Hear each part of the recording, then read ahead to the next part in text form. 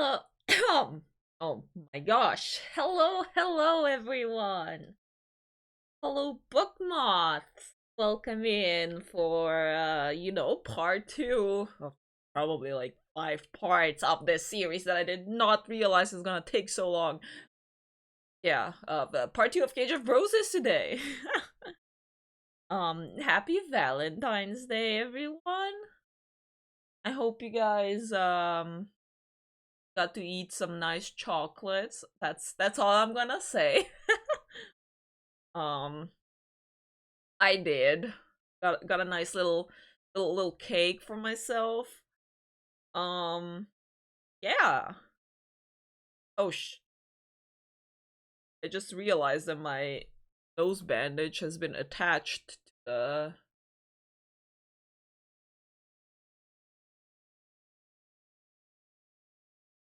God damn, my nose bandage is attached to my blush and not to my not to my face. Oh no. Okay, well. Uh-huh. Not really do anything about it now. Um I'm just gonna have to look straight.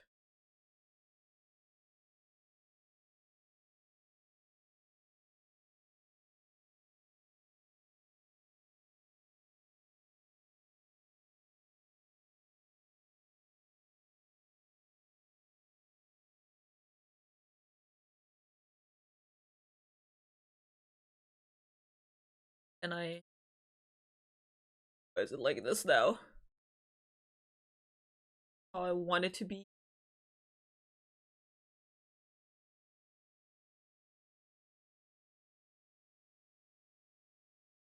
Go.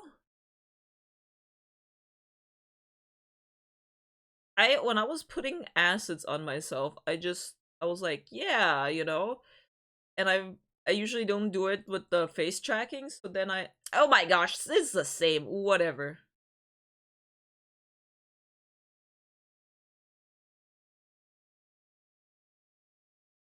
Whatever.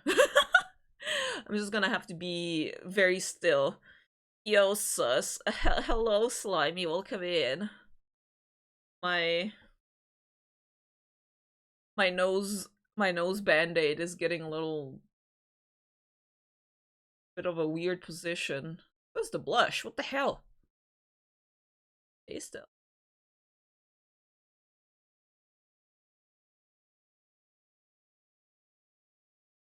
What are you doing though, Slimy? Alright.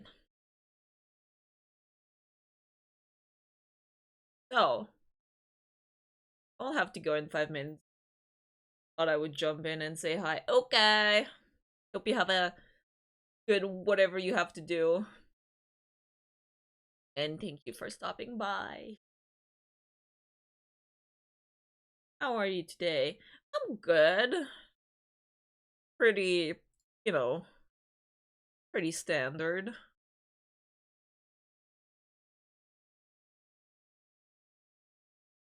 Little I've got a date, so I hope you have fun time on a fun time on your dates. Don't get kidnapped.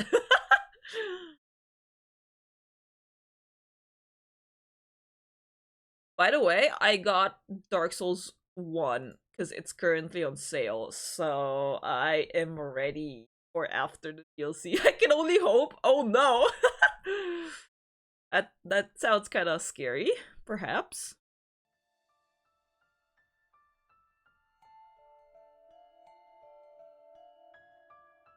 Blushes.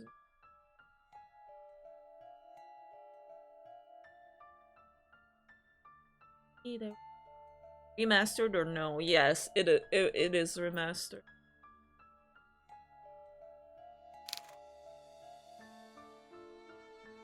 Oh.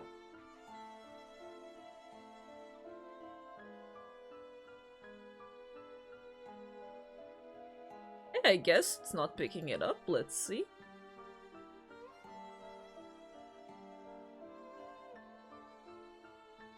There we go! There's the game. The Valentine's in so, Charmander's red, Mudkip is blue. If I was a Pokemon, I choose you. That's sweet! Hello, Shadows. Okay, so not Old Blight Town.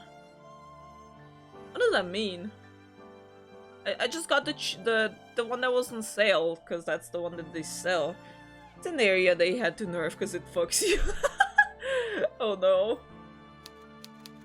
That's scary. Oh gosh, nope, nope, I have to go load. There we go. Well, we'll, yeah, the remastered. And we'll see how the area is, I guess, but, yeah. That's coming probably like in 2 weeks? I don't know how long I'll take to finish the DLC, but, you know. Anyways, here we are, back to the visual novel. That I have found out actually takes 10 hours, which scares me because, take forever. Let's go. Goodbye, Lux. Have fun with your Yuri novel. And you have fun on your date! Yeah, I hope it's fun. And be safe. Lux not dating shirtless men, what a surprise. I swing both ways violently with the bat. So, I'm here for cute ladies as well. Essentially, but, welcome in, Joey Doe. I hope you're doing well. I was about to recap what happened last time, and I was like, oh yeah, the 10-hour long visual novel. That's the weirdest way to explain that, but it's so fun. Fair enough. I find it funny though. I think it's like a Tumblr meme, I'm pretty sure. Kinda, yeah. Yes, so in the first part, Mikey here, which is the ginger lady, was traveling with her parents and her mate Henny to Augsburg. She got attacked by bandits, and only Mikey and Henny survived. And their mysterious savior was this vampire lady Magdalena, who actually captured them and put them in a cell at first, but now she's bringing Mikey to the rest of the castle that she lives in, and yeah, she is not letting her go, but she's bringing her out of the cell. So what you're saying is that a Lux X Hamako NSFW art is plausible? Well, that would be self-cessed, wouldn't it? I'm a fan of quite some weird pairings, you see.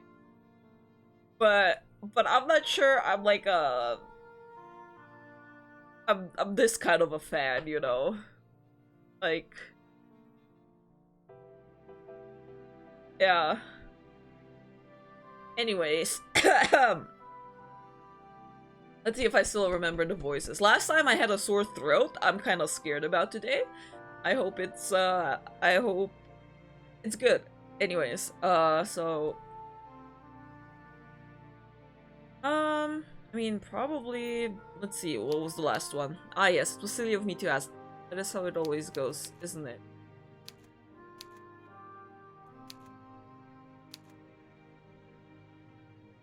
Oh yes, they were talking about the hard the guy. Walter hurt something. Okay. Dear me. Mustn't be very close to the man. Why, you make him sound like a stranger. You truly wish to marry him? I hadn't any choice. My parents... yes, it was silly of me to ask. That is how it always goes, isn't it? And what of your fiancé? Does he know you well enough to try and rescue you? I think he might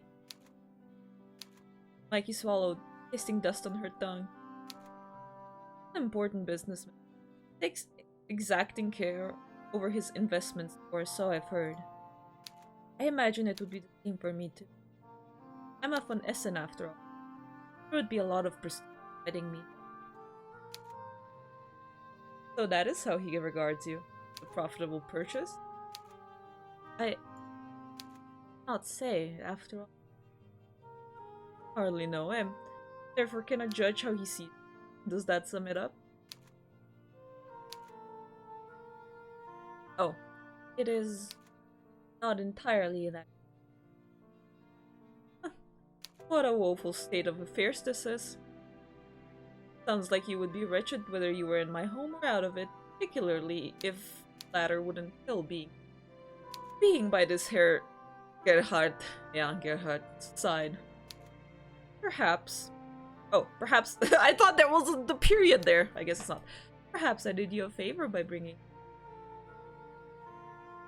Mikey did not reply to this. She did not want to give Magdalena the satisfaction. Well, never mind all that. Your fiancé can try to look for you if he likes. I do not care. I doubt he would be able to. But you said you wished to avoid all that. Did I really? Yes, you did. So you proposed letting me go. Oh, yes. Good memory. It would seem that the cold hasn't eaten away at all of your faculties. Not just yet, at least. As for why I changed my mind, well, that needn't concern you. But this is about me. Surely it must concern me. Oh, there was no real reason behind it. It was nothing more than an act on my behalf. Whimsy! If you truly want to know why I went along with your... Shit! What the hell is that word? Then... Let us say that I felt touched when you offered to throw your life away for the sake of your maid. Few mistresses would be capable of such compassion. It was truly remarkable. I didn't want your efforts to be in vain, that's all. You're prepared to put yourself in danger for that? I wouldn't be in any danger. I'm a vampire. I can shatter rib cages with a single touch. Shatter me, Magdalena. Oh, or thereabouts at least. Now you must get some sleep. It will be much better for you than asking all of these silly questions. I have nothing to change into. What will I sleep in? I considered as much and took the liberty of stocking these drawers with some of my own clothes before I fetched you. Oh, fashion! You should find that they fit more or less, and they're clean, which is more than can be said for the rest of the linens in the place. There are books on the shelves too, which you may read, and I drew up a basin of water for you to wash yourself in upon waking. You could find no better amenities than any inn. I do hope you have a pleasant night and sweet dream. Magdalena smiled sardonically, then dropped Mikey another curtsy. Just try not to breathe in through your nose if the smell bothers you. I wouldn't want you to spend the night coughing. A fair lady such as me whenever I go to sleep. Laughing to herself, Magdalena straightened and turned. She departed, her long cloak trailing against the age-spotted carpet, and shut the door behind her. Mikey waited until she heard Magdalena's footsteps fade, then rose once more to her feet. She crossed the room, her legs trembling, and seized the doorknob between her fingers, but it stubbornly refused to budge. Locked in! The door was locked. Well, of course it is. What did I expect? Heated, Mikey returned to the bed. Weary from all that had happened, she collapsed upon it, her loose hair strewn in spirals across the sheets. Mikey stared up at the ceiling, which was drenched in darkness, and softly muttered, "What am I going to do now?" Mikey's question, of course, fell upon deaf ears. There was nobody to hear her. She was all alone. Oh my god, she's all alone and she lays in her bed like this, huh? Mikey tossed and turned uneasily that night in a bed which smelt of disuse and decay. The bed was more comfortable than the cell in which she had been held, but it was almost as cold. Thin sheets eaten away by old age and insects. At least the dungeon with its sole wooden cot and its solitary window was supposed to be inhospitable. This bedroom, meanwhile, was a different matter. Richly furnished, but all of its decorations had been ravaged by time's unrepentant advances. The men and women who must have stayed in this room once, more than a century ago, would surely be dead now. In that sense, it felt akin to a crypt. That make the bed a sarcophagus, Mikey a corpse. Magdalena had spared Mikey's life for the present. Mikey doubted that she would be so fortunate in the future. Magdalena was not, Mikey reminded herself, a human, but a vampire. She meant to suck Mikey of her blood, and when she did, Mikey would lose her life, just as this room's previous inhabitants surely had. I always prefer when the vampires can, like, you know, stop themselves before sucking the human dry, because it just makes it infinitely more interesting. Magdalena's home was so decrepit, it seemed unfathomable that life could flourish within its walls. Not so very different, really, from the Von Essen mausoleum. The air even smelt the same. It smelt of death.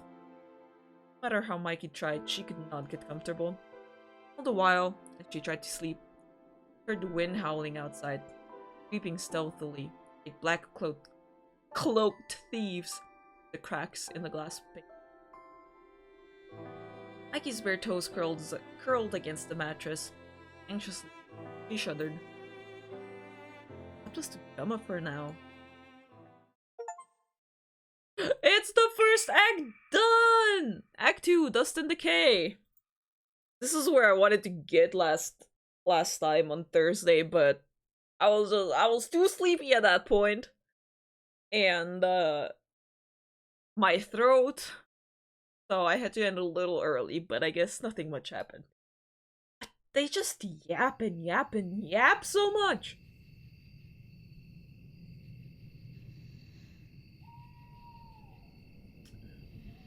While Mikey began to drift off into an uneasy slumber, Henny was busy cutting her own way through the dense, falling forest. Ah, we're going back to Henny. Magdalena has been as good as her word, and she had indeed set Henny free. Concession that Henny hadn't expected from her. Monsters weren't known for their amends,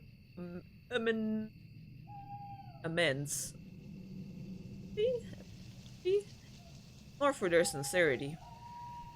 He had believed, when Magdalena had dragged her body from that cold, hateful prison, she would be put to death, torn apart just like the bandits in the forest had been. Henny's heart had hammered in her chest with each step through those subterranean cells, and inwardly she had cursed Magdalena's name. She had thought of demanding that the vampire let her go, but common sense had told her any act of resistance would be in vain. Magdalena would not listen to her. Why? Why would she, when Henny was but a human? A short, dowdy one of unprepossessing features besides. Henny had been prepared to die for Mikey's sake, but she hadn't wanted to die needlessly while Mikey suffered, though. Fear had dodged her, sewn beneath her skin like 1,000 needles. But in the end, Magdalena had surprised Henny. She had, after all, led Henny through her large, dust-covered entrance hall and out to the front door. Oh, a flashback. Well, Magdalena had addressed Henny thus, one eyebrow raised as she pushed the door ajar. Are you going to Are you going to leave like your silly, sentimental mistress wanted you to? Or would you prefer to stand there, looking stupid? What? You knew that Mikey is my mistress all this time? Of course I did. You'd take me for a fool. I wasn't born yesterday.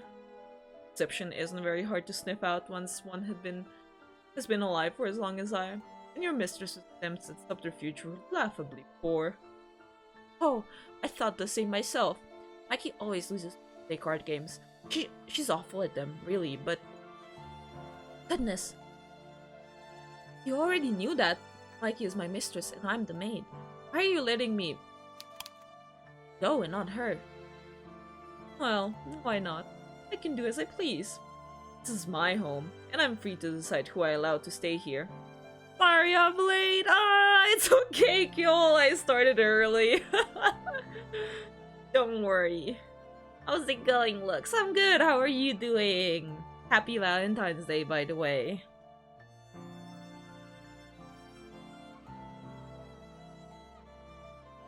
He is, yes, but... Enough. It is not your place to question my decisions, human.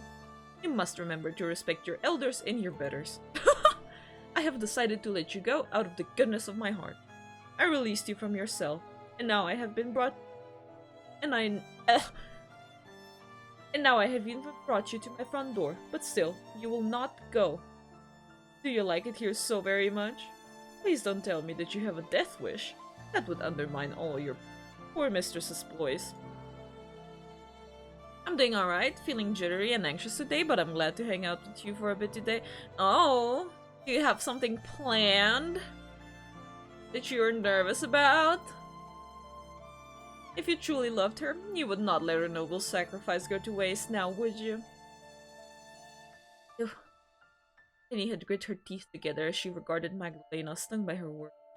Magdalena was not very tall, nor so very imposing, but her supreme self-confidence was unsettling, as was the latent malice which lurked beneath her pristine smile.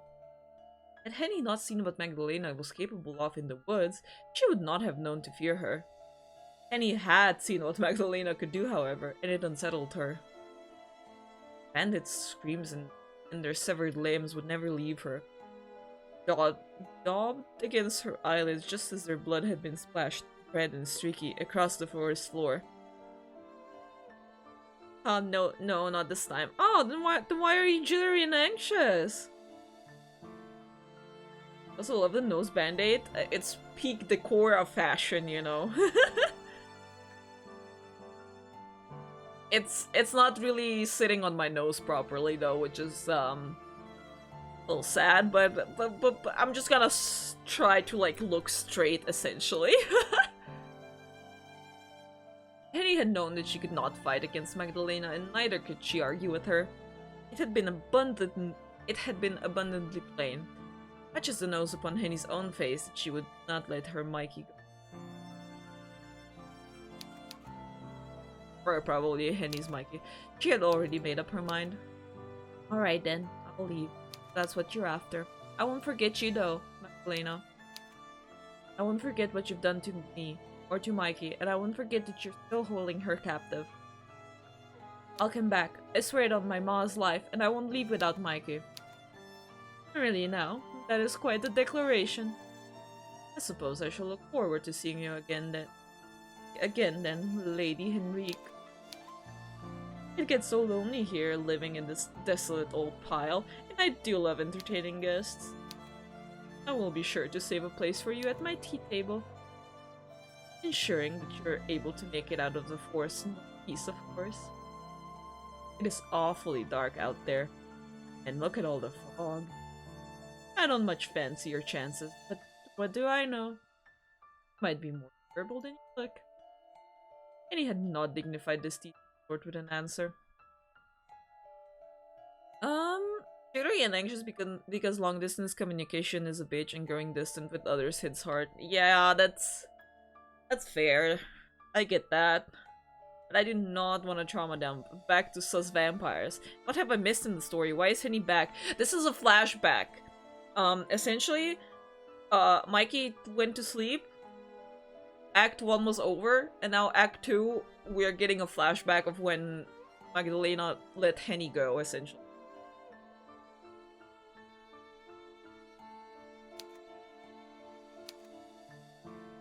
Instead, she had turned, trying to assume as much dignity as she could, which, given her lifespan serving the Von Essen family, was more than one might have assumed, and marched off with her head held high.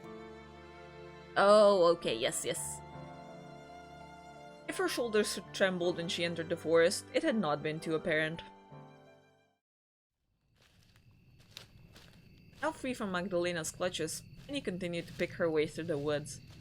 He thought of Magdalena and of Mikey, how her poor mistress must have been faring as she trudged onwards. Her thoughts strayed too, on occasion, to her own safety and whether she would be able to emerge from the woods unscathed. But whenever she began to doubt herself, she bit the inside of her cheek in self-rebuke. It was not a case of if she would escape from the woods, but when. Good mindset. Henny knew that if she succumbed, either to wild animals or the icy air, Mikey's fate would be sealed. Mikey was relying upon her, which meant she had to keep going. There was nothing else for it but to keep putting one foot after the other, no matter how many times it took. Oh wow, we are getting the whole story with Penny here. He continued to walk, her dark eyes focused on the uneven path ahead. It was very dark in the forest, and the moon did little to light her way. The trees were dense, their foliage vast, and only a few slivers of milky light could penetrate their bower. The wind blew cold and sharp, further teasing Henny's dark hair into disarray.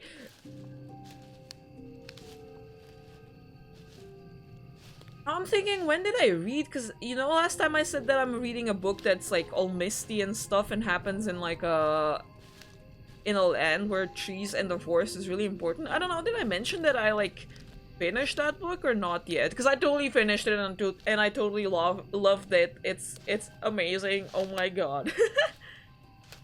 She's 100% gonna convince Mikey's fiance to try to hunt down Magdalena. Honestly, yeah. I feel like that might be the case. This year. Her dress, which was stained and dirty from the night's exertions, fluttered about her legs. Back then, Penny had thought only of escaping from bandits. She had squeezed Mikey's hand tightly in her own and had pulled her along as a child might a beloved toy, careless of which direction they had been fleeing. Penny had known where they were going. She hadn't much cared either. I mean, yeah, that makes sense. She had only wanted to save herself, and her mistress too. Now, Penny walked at a more regular pace. Her limbs were too weary to run. By God, her legs felt like lead, and she felt the need to preserve her strength. The hours passed by in a blur, unbeknownst to Henny, had no timepiece as she walked. She did not know where Augsburg was, or if she was even moving in the right direction. She could have been doubling back on herself for all she knew. It did not seem to matter very much. I feel like at this point it should be morning. Like, the amount of time, you know, we spend running from the bandits, getting our family killed, being unconscious, getting to Magdalena's castle, being in the cell, getting out of the cell. Like, I swear to God, where's the morning? Annie was no stranger to physical labor. She had been walking for such a long time, her soles were beginning to blister. Each step induced new, exquisite agonies within her, which made her gasp. You know, that is also how I would describe getting blisters on my soles. I know this is weird to say. You guys can call me a freak. But that is what I would say. This world has 60-hour nights and 30-minute days. I guess so. You know, you only freak when broken. Nah, I freak about blisters even when I'm not froken to. Her bones seemed to scrape together, and a canker on her ankle burst, filling her shoe with pus. All the while, the cool wind tugged in her hair, nipped at her cheeks, whipped her skirts about her thumb. Kenny heard, or thought she could hear, a faint howling in the distance, like that of a stalking wolf. Agitation seized her. Agitation so great she could not quell it even by biting the inside of her cheek. I wish this was a werewolf romance! Her mouth filled with blood. Her tongue tingling with its coppery tang as she hurried on. Because I'm definitely team werewolf. Like, if we were to talk werewolves versus vampires, I don't know about you guys. But you can share your opinions, but I'm 100% werewolves. I knew it! Oh, shut up! Shut up! I'm just saying. Werewolves are just better.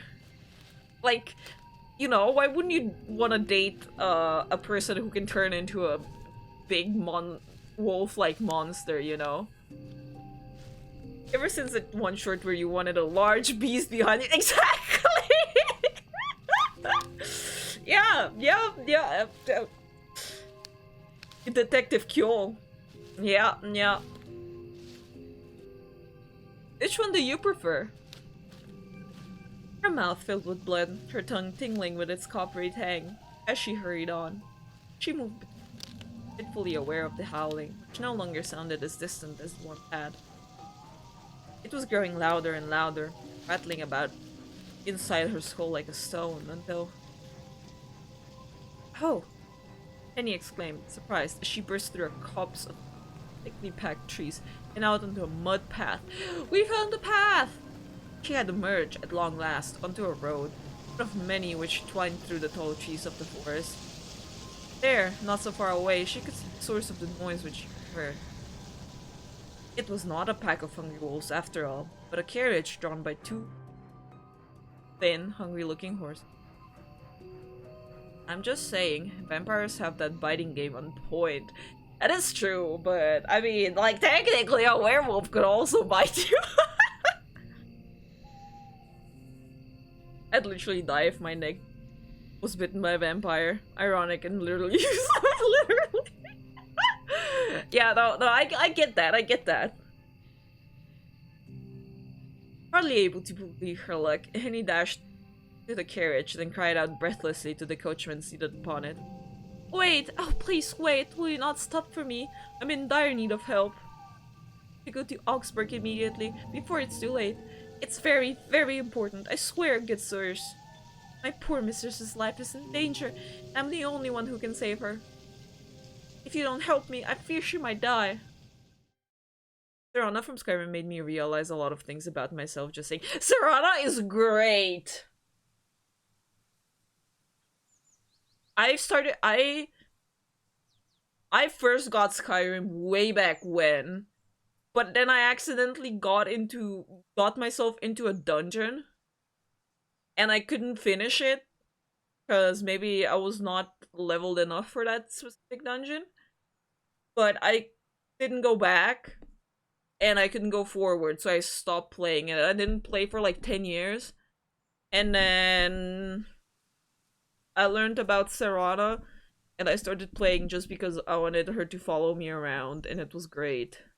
So I haven't finished that playthrough, but she is following me around. It's great. Thank you!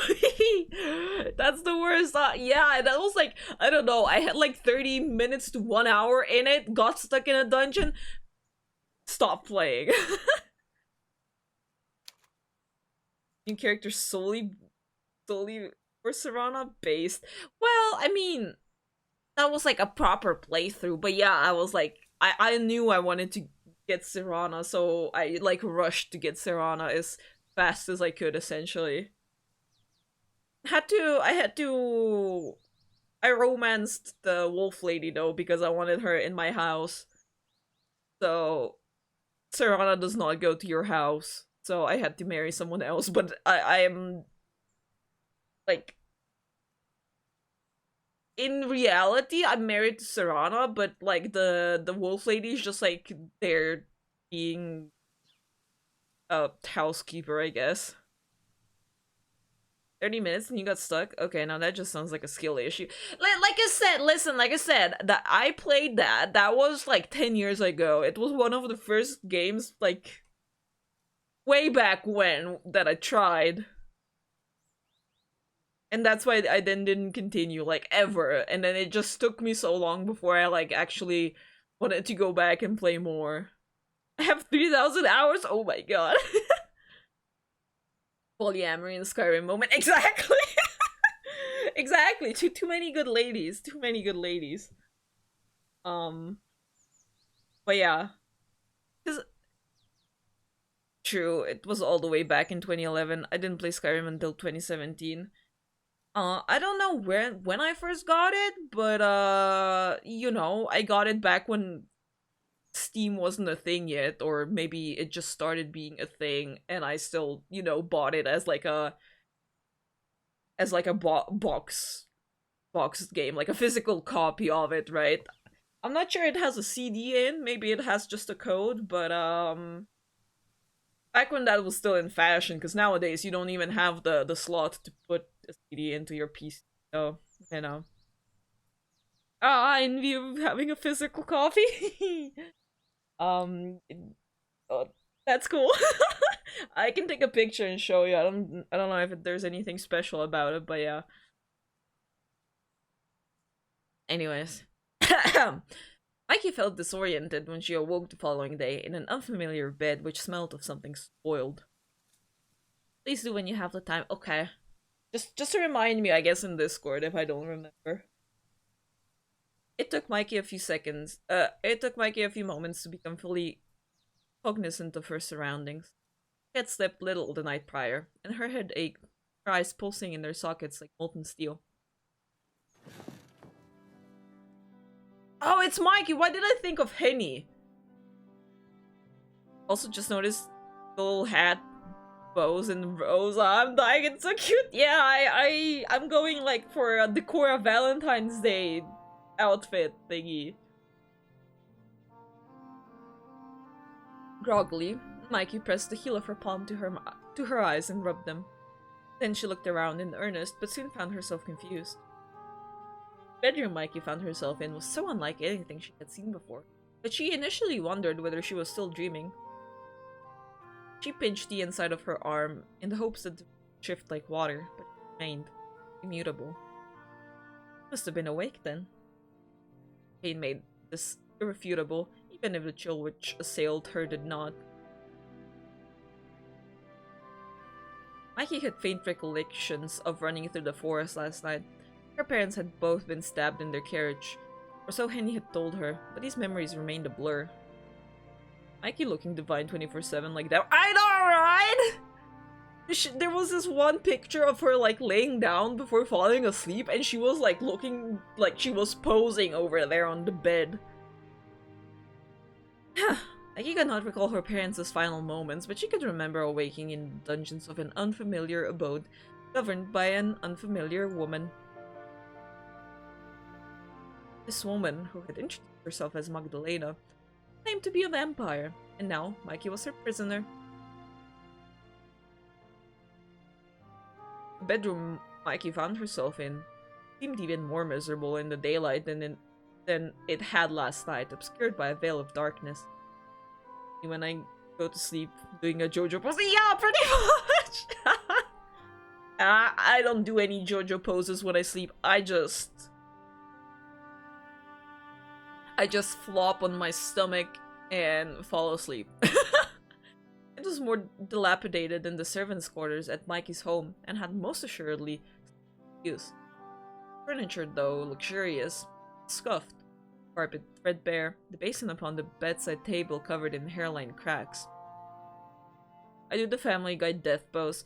I'm not familiar with the Family Guy death pose. Dust covered every conceivable surface, and spiders have made their homes in the corners of the room, gossamer webs outstretched like grasping fingers. The air was so stagnant, Mikey felt compelled to open one of the windows, but her attempts were in vain. Windows were locked, and she could find no key to aid her. Perturbed, Mikey slumped down at the desk by the window and stared through the stained, smeary glass. Magdalena's gardens sprawled out before her in a dense, twisted tangle. A tangle of something and something! Lux is a stomach sleeper? I used to be, but my neck now has chronic pain ever since I started drawing and I wake up in pain. Yeah, it's like kind of like half side, half stomach situation usually, but I move a lot, so I usually wake up in like a completely different position, so um never had any pain problems though, but yeah, I have heard that it's not the best, so but like that's the only position that I can fall asleep in. Like I cannot do anything else. Fair, I always end up awake on my back for some strange reason. Yeah, yeah. Well, I mean, sometimes I'm even more on my stomach, sometimes on my side, you know, it's like all over the place. If there's a if there's a bigger bed, I will always roll over in the morning, find myself on the other side.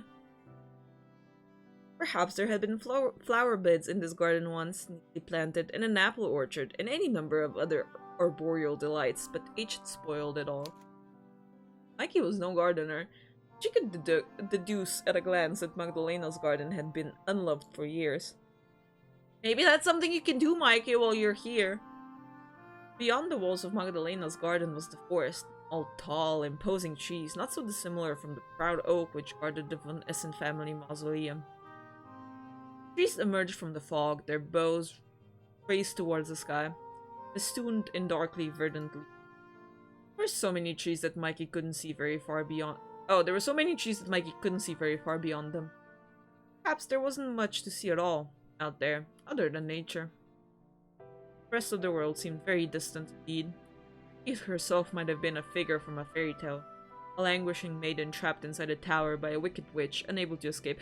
Honestly, I would totally love to be kidnapped by an ancient vampire lady, hot vampire lady, or a hot vampire dude. I don't mind either, and you know, be brought somewhere into nature where the rest of the world seems very distant indeed. You know, I don't. I don't need real world issues. Let me live in a fairy tale away from people. The sun hung above the treetops, suspended, half hidden by clouds. Its rays were weak, did little to dispel the cold which pervaded inside Mikey's bedroom. Same. Yeah, I'm so glad we agree. Looking out the window. Looking out the window made Mikey feel more trapped than lying in her bed had. At least in her bed, she could imagine that somebody might come and rescue her. The dense trees which surrounded Magdalena's gardens made these people hopelessly naive, however. Who would dare venture all the way into the woods in the hopes of finding her? Walter might well send out a search party. He would have no idea where to begin searching. And Mikey wasn't certain if she much wanted Walter to find her. Of course you don't want Walter to find you. Of course you want to live happily ever after with your vampire GF. I'm sure if I were a vampire, I'd take like 500 years to get good at gardening. I'm bad at gardening. You know? You gotta find things to do for, you know, for forever. So maybe trying to get good at something that you're not so good at would be a good way to go. To go about it, not to go, because that means that you died. Oh well. She would languish inside Magdalena's home, wasting away like the flaking paint up the walls until... Oh. Mikey's dreary thoughts were soon interrupted by the discontent rumblings of her stomach. All of a sudden, she recalled that she had not eaten very much night prior, or drunk very much for that matter. Her throat was parched.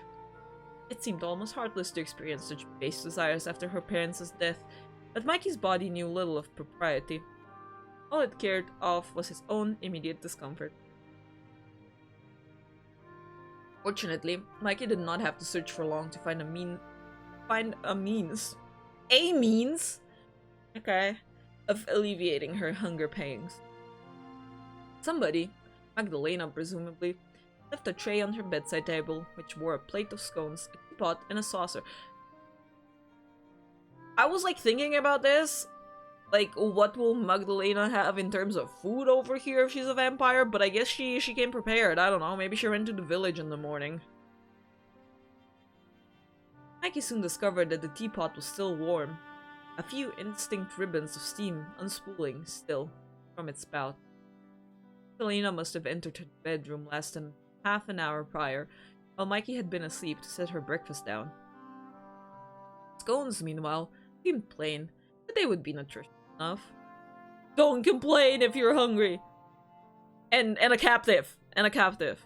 If you weren't a captive, you could complain, even if you were hungry. Mikey was surprised that Magdalena kept any food at all in her home, given the curious nature of her diet. As a vampire, did she not sup only on blood? Or had Magdalena procured these? She made them herself, for Mikey's sake? Thought of her vampiric host laboring in the kitchen, sleeves rolled up like those of a common drudge, was an amusing one. It was almost enough to make Mikey smile. Wedged underneath the teapot was a note, which Mikey extricated. He smoothed the note out, then examined it. Even getting a note from her GF, how thoughtful. The note was a perfunctory one, written in an elegant swooping cursive. It said, quite simply, "Eat up and get your strength back. You'll need it." Nobody had signed the note, but Mikey was sure it was from her mysterious hostess. Mikey wondered whether the note had been intended as a friendly gesture or a threat. Perhaps it was a mixture of both. Mikey was unsure how to feel about it, but she supposed it was nice that Magdalena had gone to the effort to take care for her. Tea and scones were better than bread and water. Magdalena might not be so bad after all. For a bloodthirsty vampire that was, who meant one day to murder her. He brought the rim of her teacup to her lips and sipped at the amber liquid. She had half expected it to taste stringent, of sharp, tangy iron, of blood, but she soon found it quite inoffensive. Maybe it is a psalm? Mikey took another sip of the tea and then another. Though she had meant to be cautious, if the tea was laced with something, her thirst soon got the better of her. She drank the whole cup in half a minute. Setting the cup back down on the saucer, Mikey had turned her attention.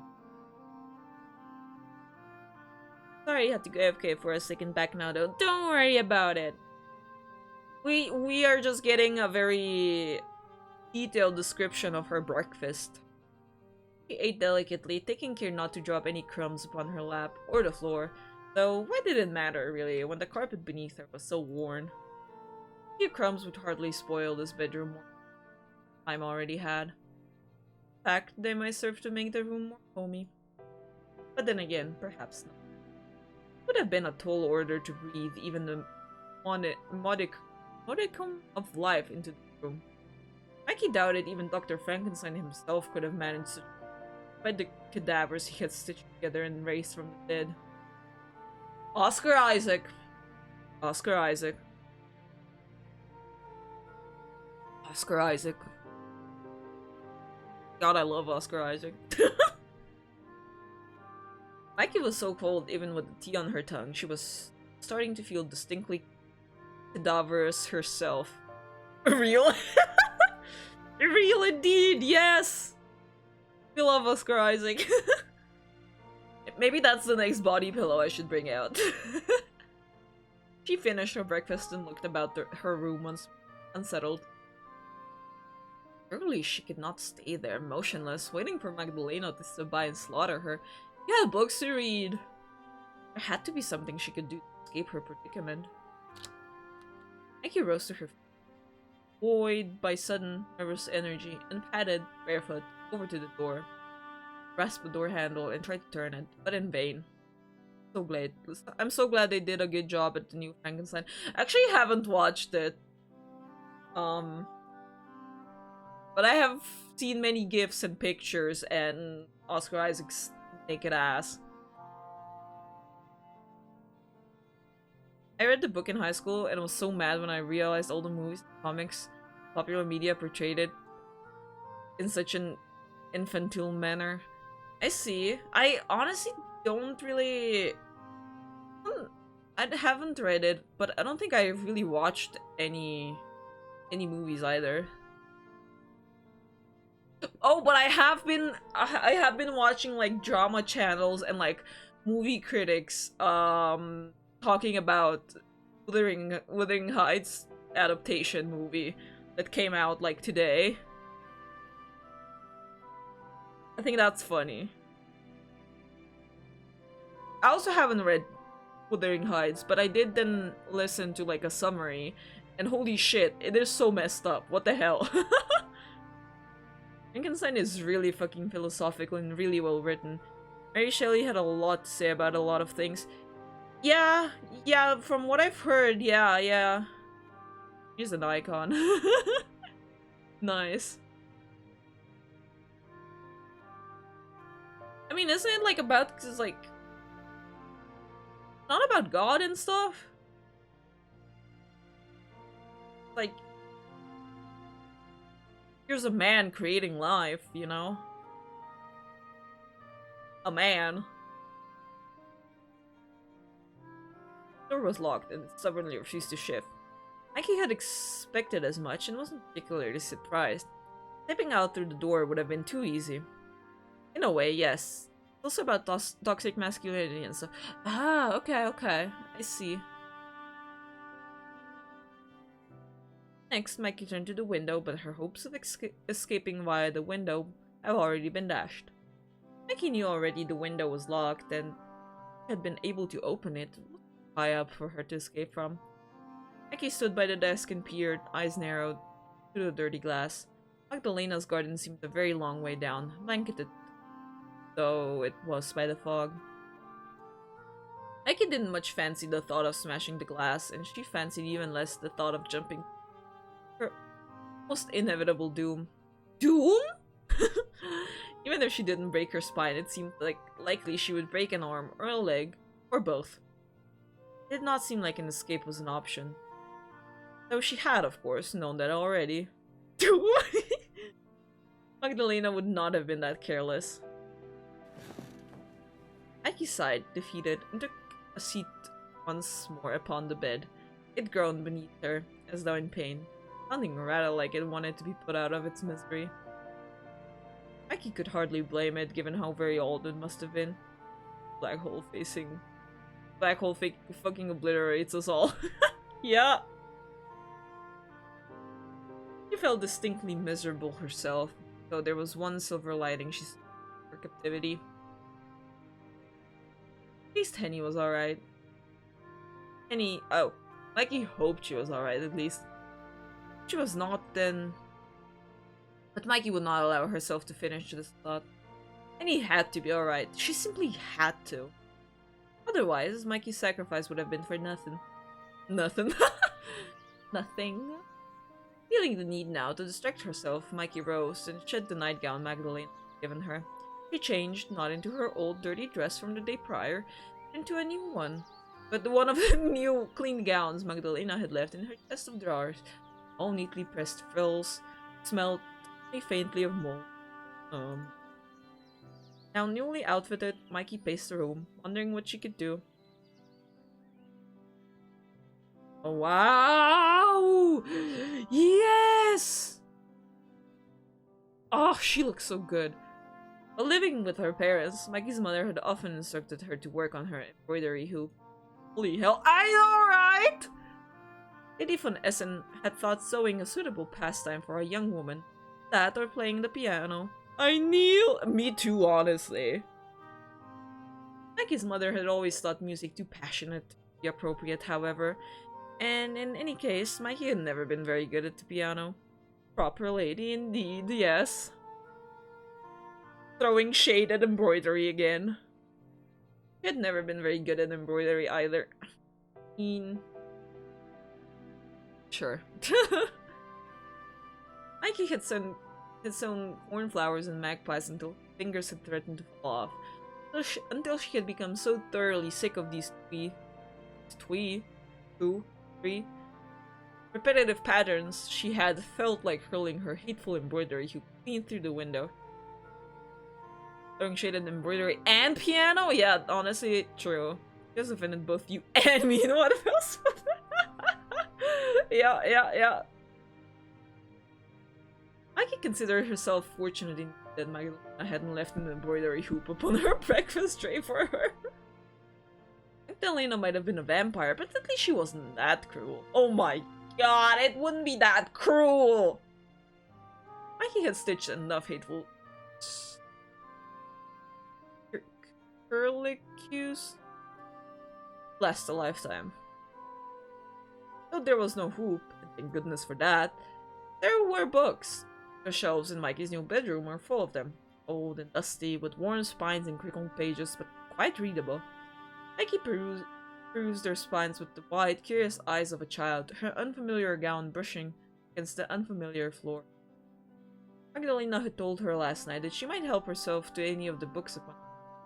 There were so many of them, it was hard to know where to start. I have played classical piano for like 2/3 of my life. I'm officially offended.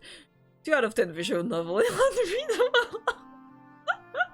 That's really cool though. I think you mentioned that before, but yeah, it's really cool. I've never really played any instruments.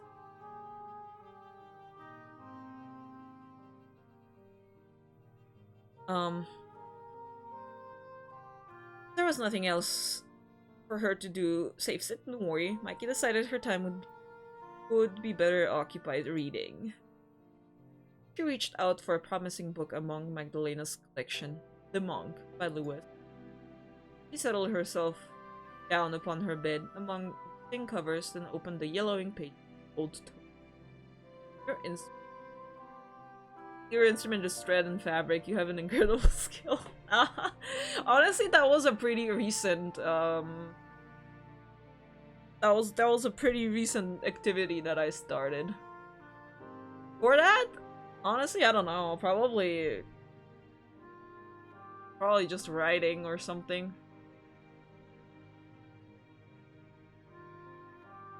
What did I do before that? There was a period in my teen years when I was not really all that creative. Sadly. Never too late to start anything, in my opinion. That's true, but like, I mean,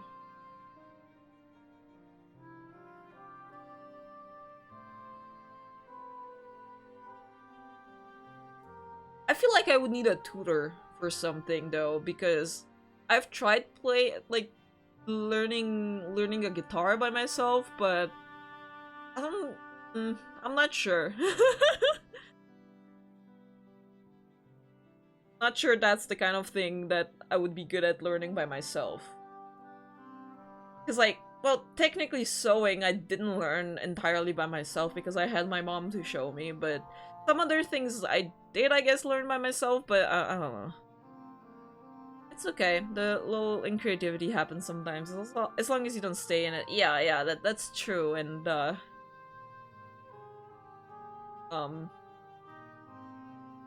ew, teen years, you know. Guitar can be cruel. Like, I guess I still cannot play bar chords. I just think guitar is so cool.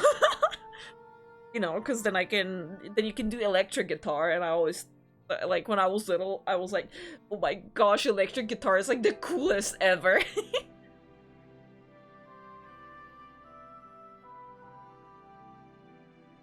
Electric guitar succulent. I wish, but no. The pages within the leather-bound book crackled like autumn leaves, and Mikey had to handle it carefully lest she tore them. All the wonderful words were still there, however, unblemished by the passing years. Do you think she picked up smut or something? I have reached levels of badass that should not be possible. No! I'm not badass!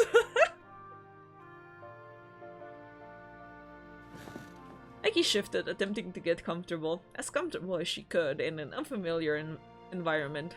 Began to read.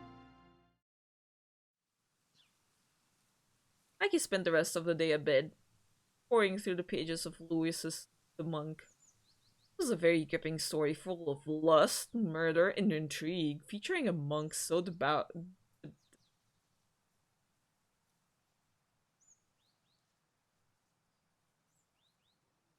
He took Mikey's mind off her immediate concerns. Mikey tore through the text, delighted and disturbed by the twists and turns. Though the scenes near the end, which occurred in a dingy dungeon, Did she touch it? Reminded Mikey a touch too much of her plight to be fully immersive. Mikey skimmed these pages, which detailed the virginal Agnes's suffering, and soon reached the conclusion wherein the wicked monk Ambrosio was tortured for his crimes. Okay. That sure is something. As Mikey read, the sun began to sink outside. Shadows stretched along her bedroom floor, bidding her light the candle which rested on the bedside table. Its light was feeble, but it was enough to read by. Mikey continued to scan the pages of the text, holding the book close to her nose, so as to devour it. So enraptured by Ambrosio's suffering, she did not hear the sound of a bedroom door. She did hear the sound of the door kicking open, however. A low, guttural, there we go, sound which split the silence like a moan. Mikey raised her head, disoriented once more to find herself in Magdalena's home, the dingy bedroom which Magdalena had prepared for her.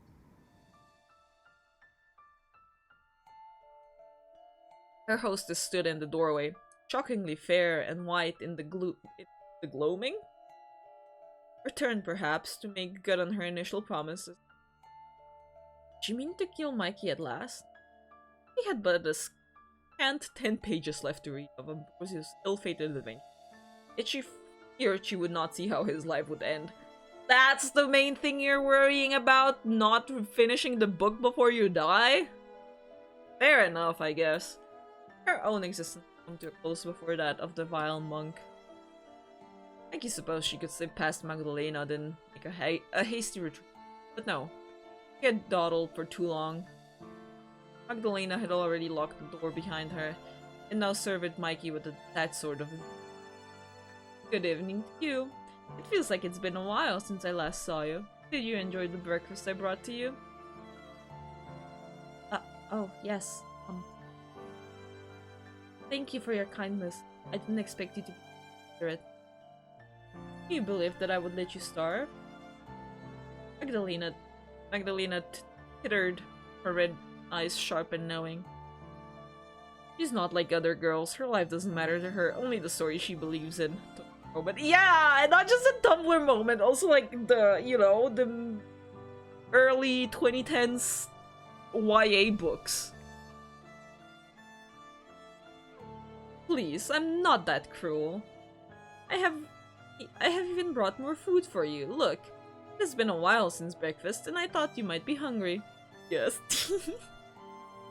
Now that Magdalena mentioned it, Mika could see in her hands she held another tray, much like the one she had brought earlier. This tray was laden with another teapot, and a teacup, and a plate, upon which sat a meat pie, still steaming, and some vegetables. The food smelled surprisingly delicious in the derelict air of Mikey's bedroom. Mikey was almost embarrassed at how hungry she was. Why, she was almost salivating. Harry Styles' ex-reader moment. Hey! Now wait a second.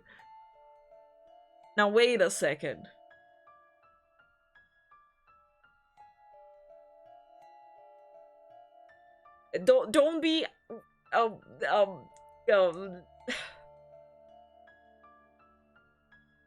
okay, fair. Some Harry Styles fanfics can be... I agree, not all the fan works are good, but, you know what kind of succubus you are now, Lux. What? I've shared my love for Harry Styles. He's my favorite One Direction member. That's how I started writing, with a Harry Styles fanfiction. Anyways, Magdalena loped over to Mikey, her tray in hand, then inclined her head to the bedside table. Peak origins? Yeah, I know, right? It was like a self-insert, very cringy. Would you mind moving that? I can't set the tray down otherwise. Oh, right, I'm sorry. Mikey moved her breakfast tray onto her lap, to which Magdalena curtsied, playing once more at being a maid. Much obliged, young madam. I'll take that away soon, but first... Magdalena unburdened herself of the dinner tray and observed Mikey, one hand resting upon her hip. Are you alright? That seems an odd sort of question. Do you believe anybody would be alright were they in my shoes? I hope you aren't wearing any shoes.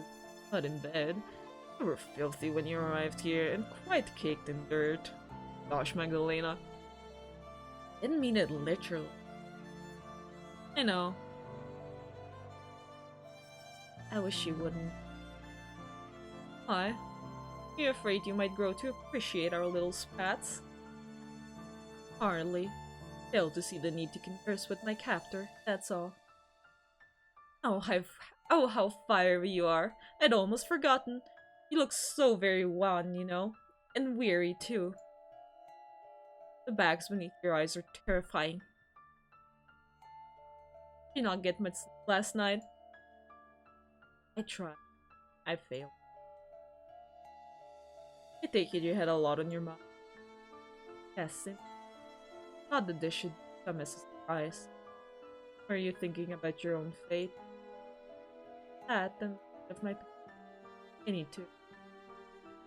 You're still fussing about that silly maid of yours.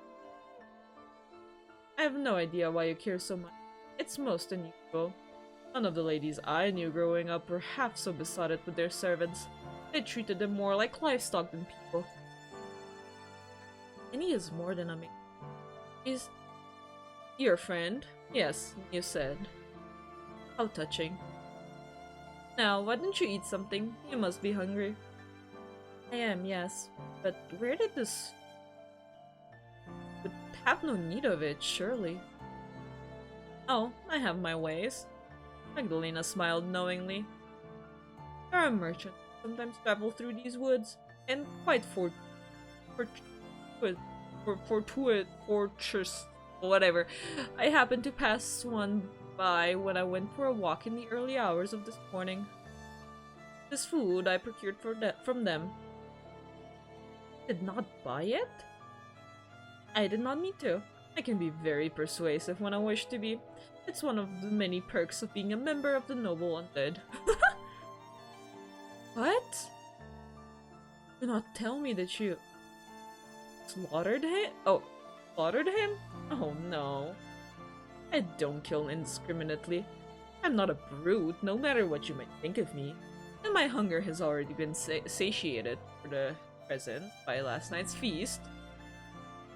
I use nothing so nefarious as my power...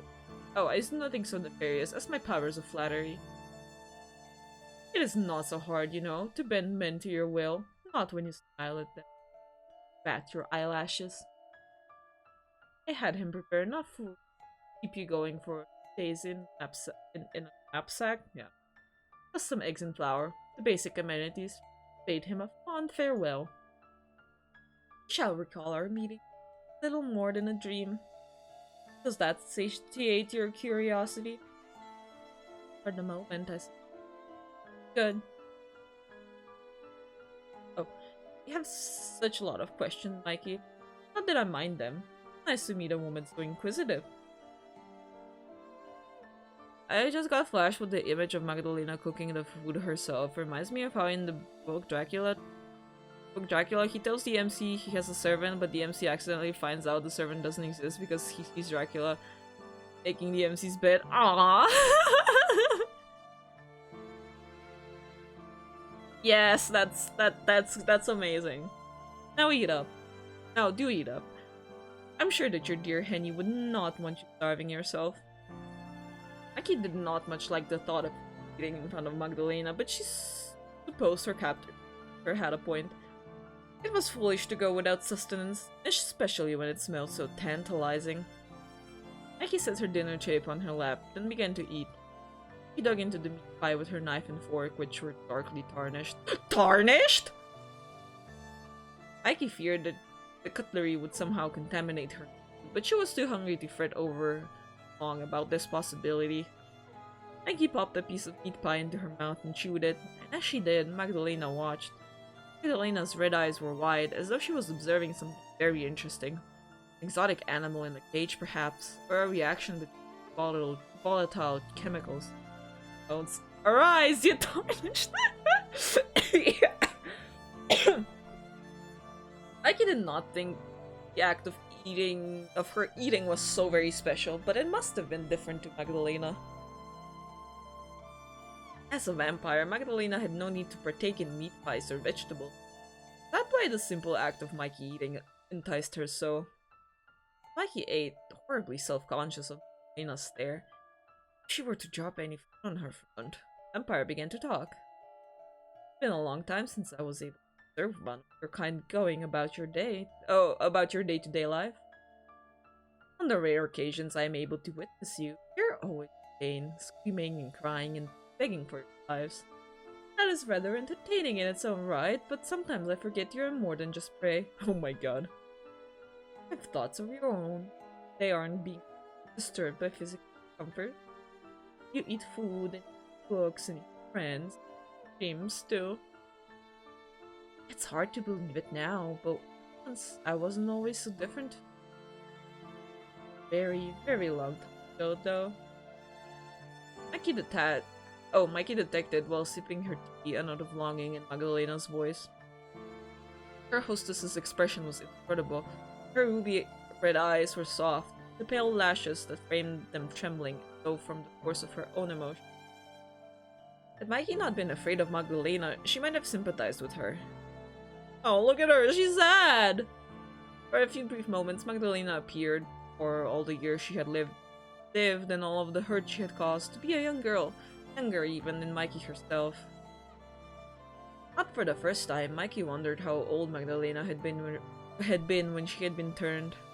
Oh yeah, I know, right? Her face was so smooth, so devoid of blemishes. She could not yet have been in her 20s. Would have been 18 or 19 of that. A teenager. It seemed woefully young.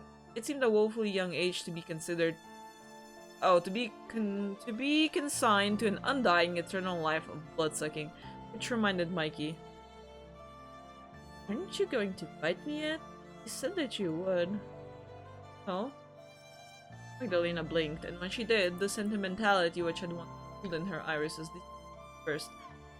Only amused, the young woman smiled and said that yesterday too, after I brought you to the chamber. Are you that desperate for me to drain your blood? No, I'm not. Of course, I don't want you to drain my blood. I'd really rather you didn't, but if you're to do it anyway, I fail to see why you should drag things out for so long. You want to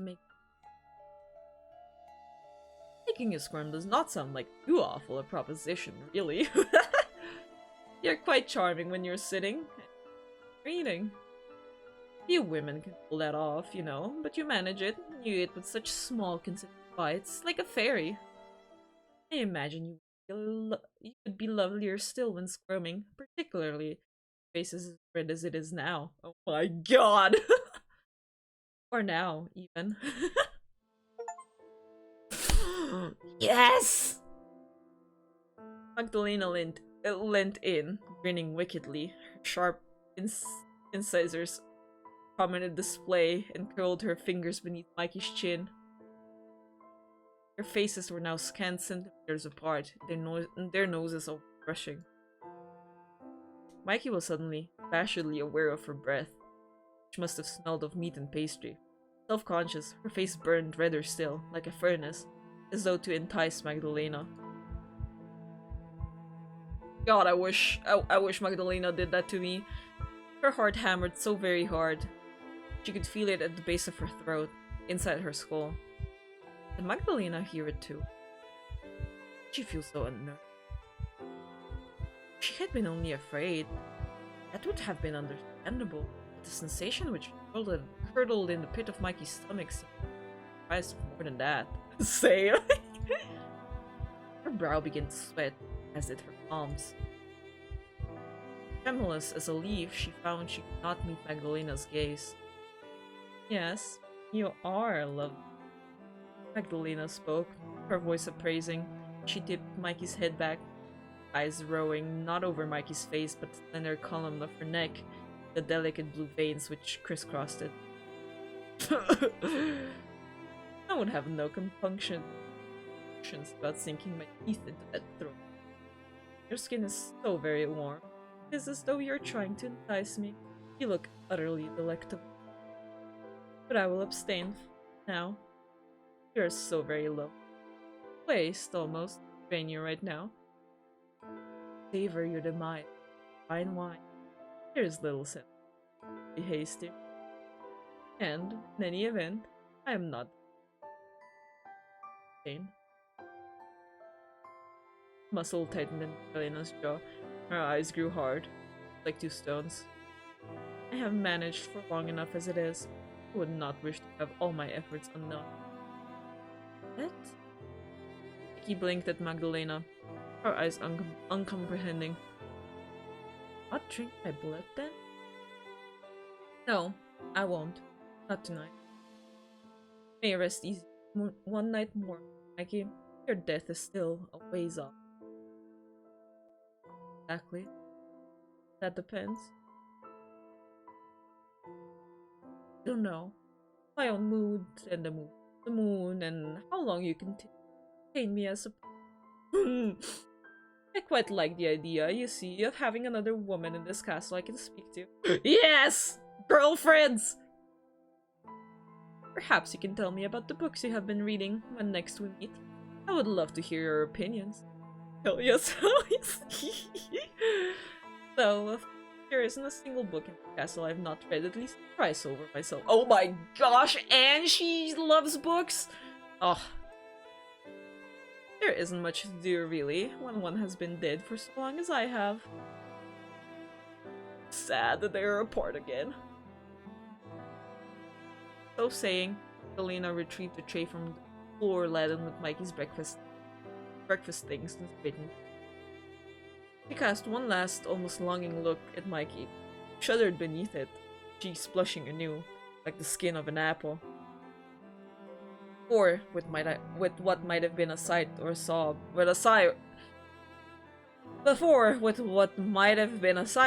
Magdalena turned.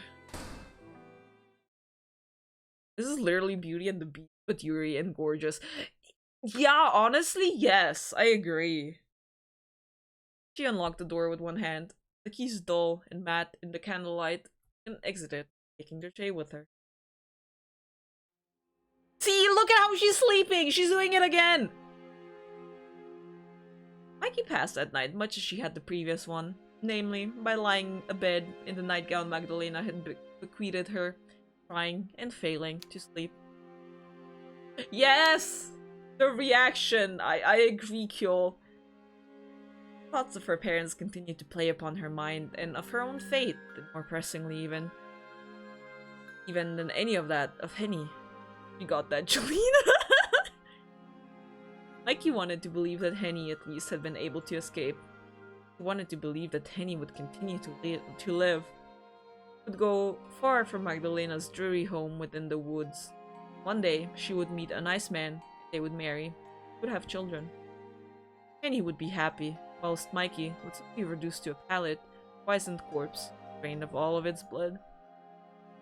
Such a fate so different from the one she would be afforded if she had wed Walter. Mikey might, in a perverse way, have been better off as Magdalena's captive than she would Walter's bride. At least here, in Magdalena's home, she had a bed to herself. Well, don't you want to, like, share a bed with your girlfriend? I don't know. It was an aged bed, yes, which creaked beneath her weight, but it was hers. There was no danger of Walter, or anybody else for that matter, joining her. Oh yeah, I forgot his name was Walter. Yeah, Walter, good heart. Oh, she will. If Mikey was to die in this bed, then so be it. She would welcome it. If Henny was alright, then she did not care what happened to herself. Her own life was, and always had been, unimportant.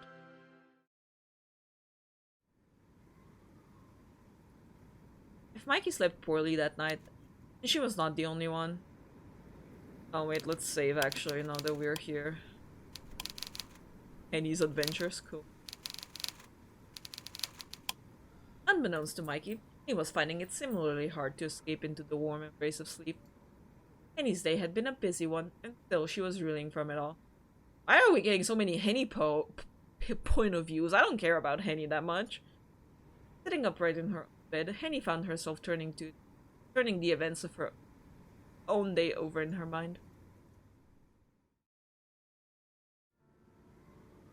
It had been very early hours of the morning. Henny had finally made her way to Augsburg, transported there by the kindly merchants she had met during her meanderings in the woods.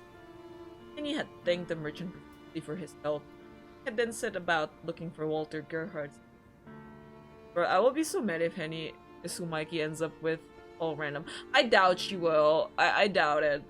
I think Mikey and Magdalena are like the end game. Henny knew its location well, although she had only been there twice before. The large, imposing building, one of the finest in the vicinity, which could have rivaled the von Essen home, was more modern in construction. It was not the sort of house one could forget in a hurry. The sun had begun to rise in increments as Henny walked through Augsburg's streets. It turned a marvelous shade of pinkish red as Henny arrived at Walter Gerhardt's doorstep. Sunrise was very beautiful, but Henny hadn't been afforded the time to go up and stare. He had more important matters to attend to. Walter's mates had been beginning to stir when Henny set her knuckles to the door, rapped, anxious all the while, which she had taken for a beggar, and turned away. Henny's clothes, when neatly pressed, had endured quite the battering during the woods. Her apron had been torn and flecked with dirt, and the soles of her shoes were encrusted with stuff. Henny's cheeks and hands had been marred with cuts, her fingernails had been rendered opaque with mud. She had looked so very grimy. Grimy, not grimly. There's no L! She would not have been at all surprised if Walter's servants had called the bailiffs on her. Her appearance had not been one which would inspire confidence, nor invitations inside Walter's spacious drawing room. Henny had fretted that Walter's housekeeper might send her away in disgrace. Despite her fears, however, Henny had refused. It had been too important that she speak to Walter, that she speak to somebody. She had known, as she stood there, she needed somebody to listen to her. I mean, maybe if she talked to the police, or whatever the equivalent of the police they had back there, like the constable or whatever.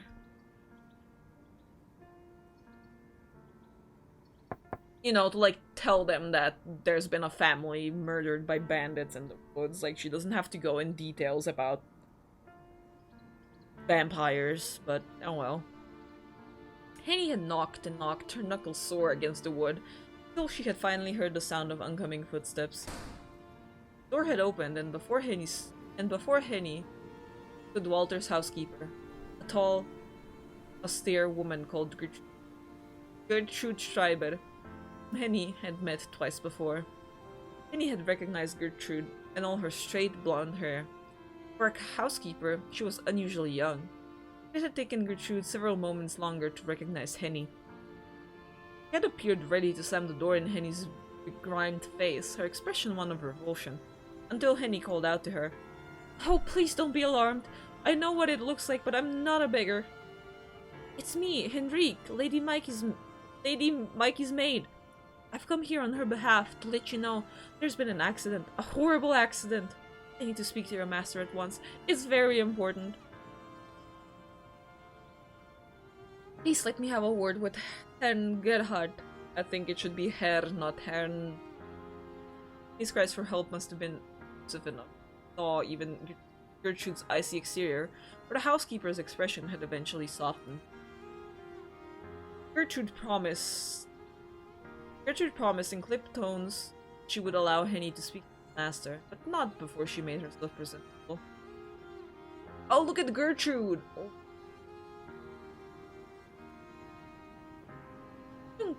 I don't care what it is you have been through. Might have been savaged by wolves in the woods for all I care. Whatever it is you have endured, I will not let you see my master like that." Would reflect It would reflect poorly on me as his housekeeper if I let all the riffraff off the street into... Oh, she's cool. I know, right? We'll need a bath first, at the very least. And we must do something about your clothes, too. Why, you look as though you have been dragged through a hedge backward.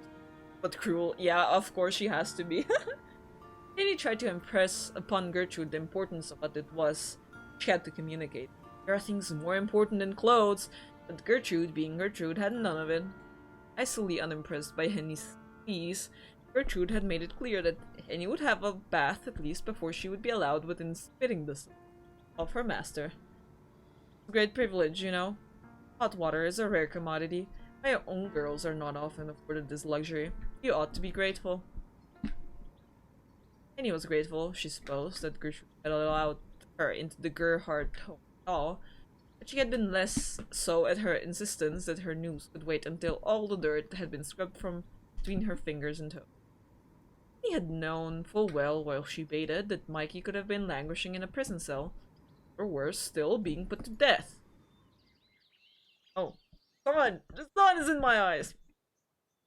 It had taken almost 2 hours before Gertrude was satisfied by Henny's appearance. I mean, really? 2 hours? Nah. At which point the sun had risen and the last vestiges of the night had been swept away. Henny had not permitted a chance to sleep the night, save for the brief spell she had been unconscious in Magdalena's cell. Though neater her bath, her skin washed free of filth, and her body shrouded in a clean uniform, the one which Walter's serving Georges wore, Henny still felt exhausted to the point of delirium. That 65-hour night finally over? Yeah, I guess so. I mean, Mikey had like a day already, so the night was already over. Henny had been so tired she had feared she would collapse before she was able to properly explain to Walter the dangers his fiancée found herself in. Henny had known that she had to try. Oh my gosh, look at him. Like I've said, he's kind of hot though. Like listen. Like listen, you know? Like Theo, oh my gosh, I can see that. I can see that. Oh my god. That's kind of funny. It had been a little after 9 o'clock that Henny had been permitted entry to Walter Gerhardt's study, wherein she had found the master of the manor, cleanly shaven and sipping a cup of tea. Walter had seemed surprised to see Henny, and had regarded her initially with some confusion. Oh god, goodness me. I did not think, when Gertrude said I had a visitor, that it would be you. You better say, I'm rejecting my humanity, like... He better say, you thought it was Jojo, but it was me! Walter! You're Frau Henrique's, correct? Oh, you're Frau Henrique, correct? My Mikey's maid? Henny had not liked the way that that Walter had said my Mikey. The wedding had yet to be held, and now, perhaps, it never would. She had swallowed her distaste regardless. She had always been trying to tell Mikey, after all. She should be happy at her future wedding to Walter. Walter, put your Geo cosplay away, Walter. Walter was a good man, he had told herself, a gentleman despite his lowly origins.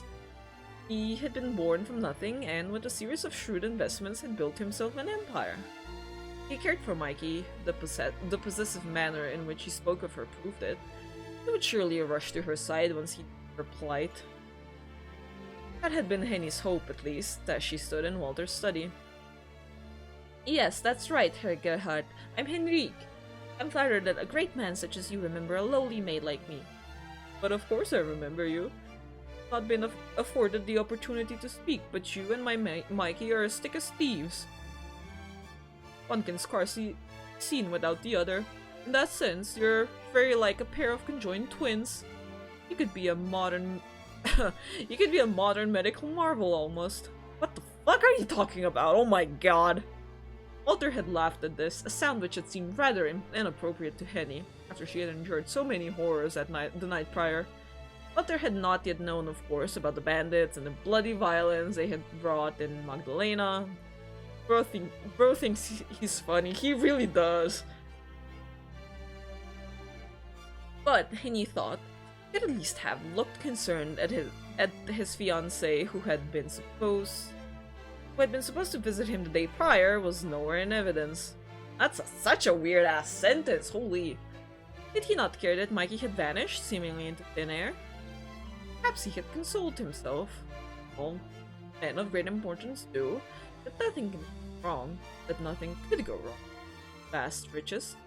He must have reassured himself the night prior that Mikey's carriage had been waylaid by some innocent purpose.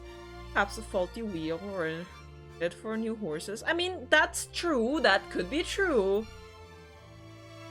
He had not, after all, been worrying of Mikey and her welfare. He did not care. Speaking of which, Walter had leaned, isn't it leaned? Forwards in his chair, his laughter ceasing, to examine Henny with a newfound degree of thought. I'd not see your twin with you right now. Is my lovely Mikey not in your company? About that? Oh, don't tell me she fell sick on the journey here. That would be truly heartbreaking. I'd hate to think of my dear fiancé convalescing in some miserable inn on the roadside. No, that isn't quite it. You see... Then she is not sick. Where the devil is she then? Don't tell me she's having cold feet.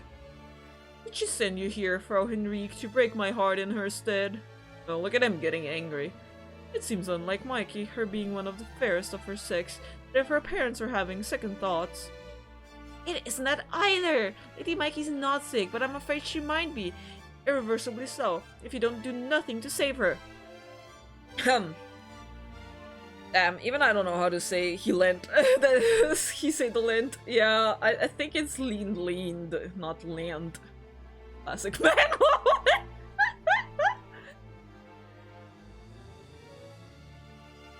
Oh, Hedda Gerhard, it's awful what happened. You'd hardly believe it. If you'd seen what I'd seen, knew what I knew, then... Oh. It was horrible. It was simply horrible, like something from a nightmare. We were traveling through the woods, Herr Gerhard, and the von Essence and me, your Mikey included, when we were set upon by bandits. They stormed the carriage, and they demanded... I don't rightly remember, but they asked for all sorts. They asked for jewels, and when that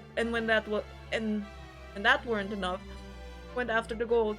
And when that weren't enough, they took out their blades and... By Jove. Jove? Who the fuck is Jove? Walter's face by this point had turned very pale, all traces of merriment summarily dispersed. They didn't harm my Mikey, did they?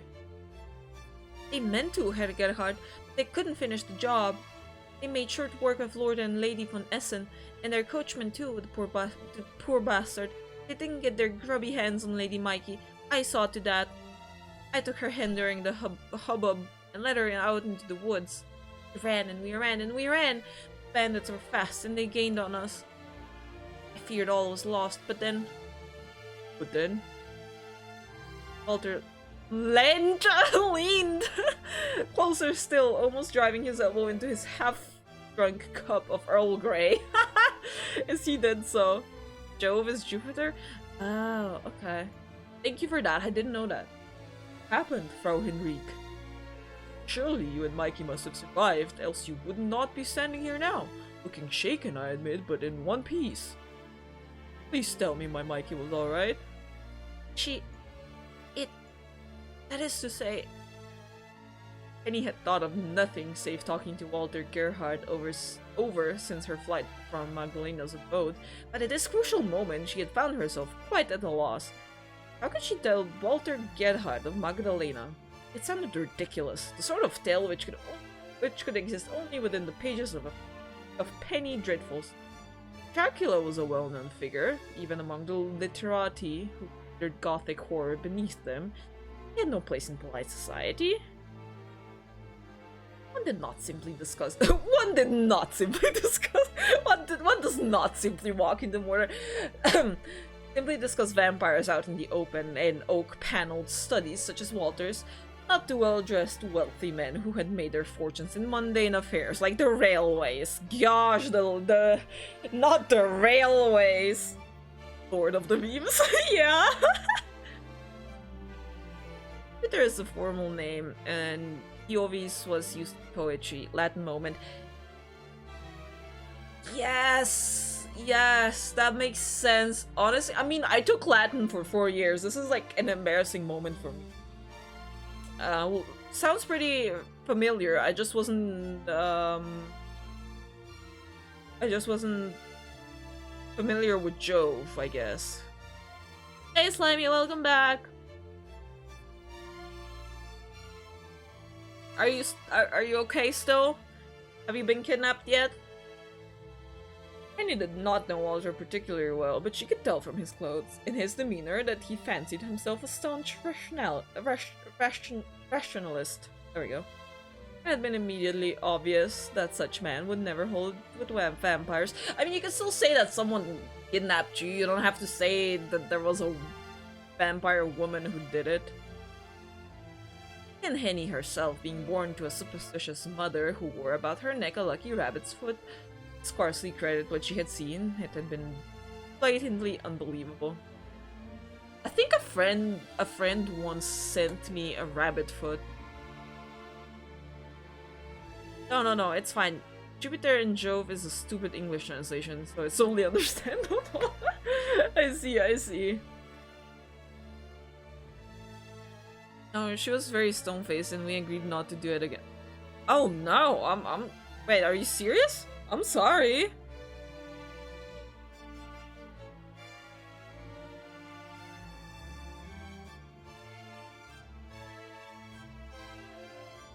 She would not have believed it, were she in Walter's position, but she had no choice but to, after all she had witnessed. She had seen those bandits torn to pieces before her eyes, smelt their blood, and heard their screams.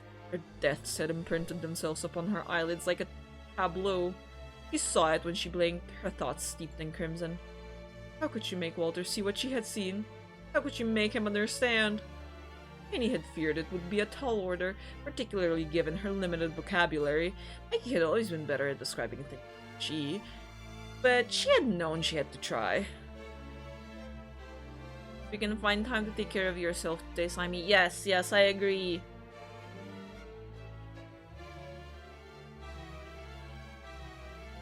As there was nothing else for it, Henny had forced herself to swallow down her anxiety.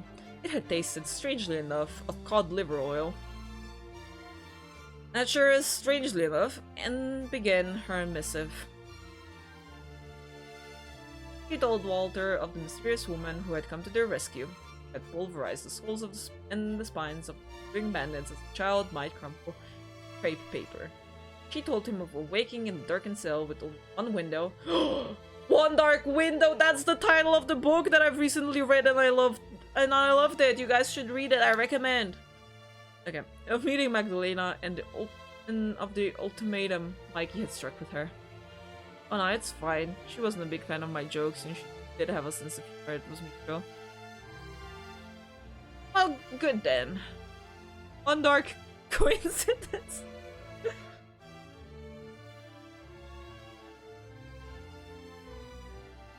That you're moving forward, Slimy. Yeah, and you know, still gotta try since you miss 100% of the shots you don't take, so it's good to try. I get that. I'm terrible at giving advice, huh?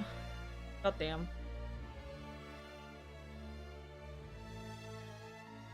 Penny had relayed a good deal of information to Walter, and as she had seen him shifting.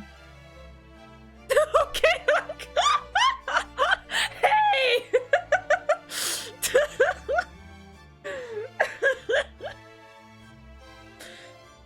Anyways,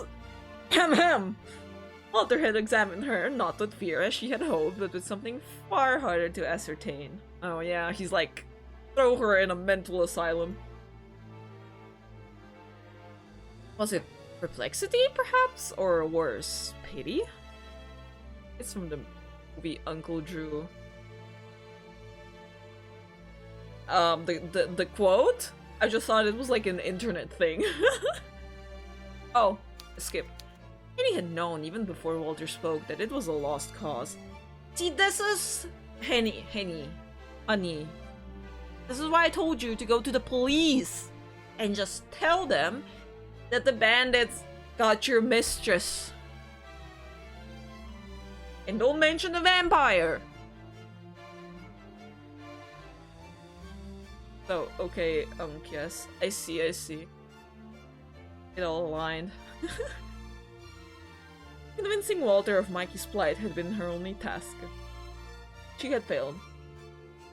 She had not been able to sway him.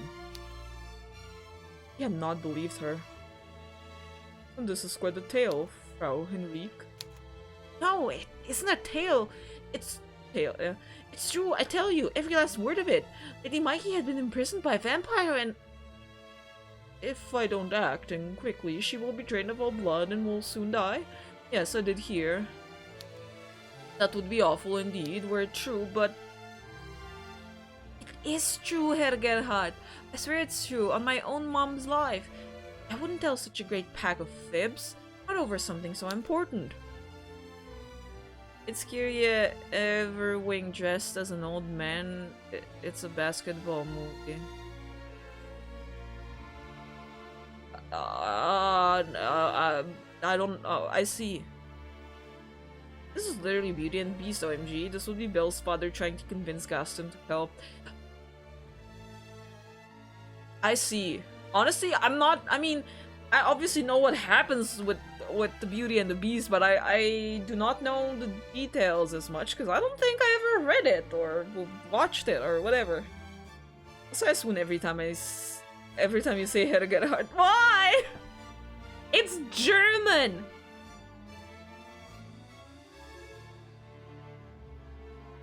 I can't imagine that you would. No, I know little of you, but I'm aware of your loyalty to my Mikey. She trusts you with her life, so I've gathered, more so than she trusts me. She flinches away from all of my caresses. Isn't half so cold towards your affection. Then surely you must be able to see that I'm being honest. This is a matter of life and death. My lady's very life is at stake. Yes, indeed, I understand. Okay, I will not spoil it. No. I mean, I know, like... I know what happens. I just don't know, like, you know, I know Belle and I know the Beast, but I don't know, you know, like all the other dudes and characters. Proper pronunciation according to the language of origin is something I appreciate a lot. So seeing you do it makes me very, very happy. Well, I do not really know German. I just like know a few words because I took some German back in elementary school like ages ago. So, you know, I kind of know how you're supposed to like pronounce stuff, but I don't think I would be able to have a conversation really. He's a basketballer that thought the COVID vaccines were a government conspiracy, and he has a dislike of the Jews. Oh, ew. What a guy. I don't like that. You'll send out a search party then? It isn't too late. Mikey's life might still be spared if only you act. I suppose it would be in your best interest to believe that, yes.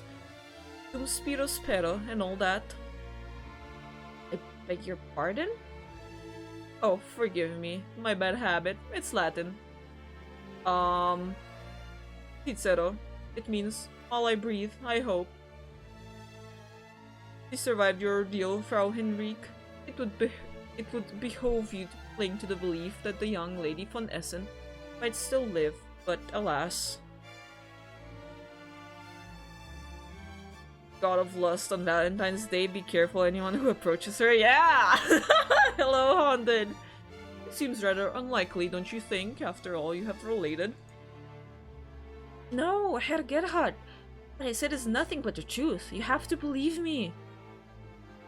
And, like I said, I do believe you about the bandits.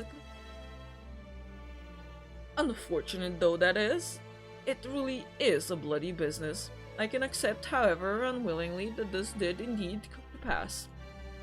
It is not inconceivable that Lord and Lady von Essen met their demise thus. Vita incerta, mors issima. Alive, not certain, but death for certain.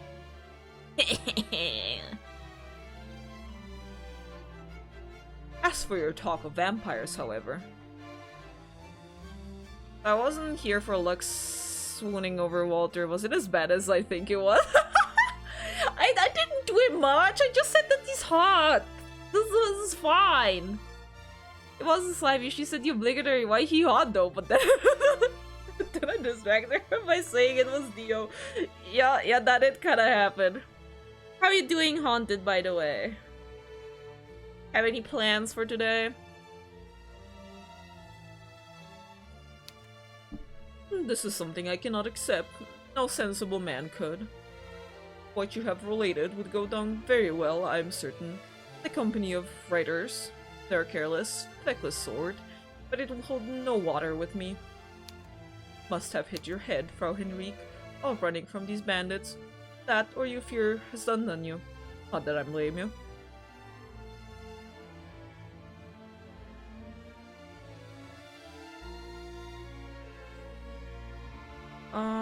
You must have endured a good deal for a member of the fairer sex.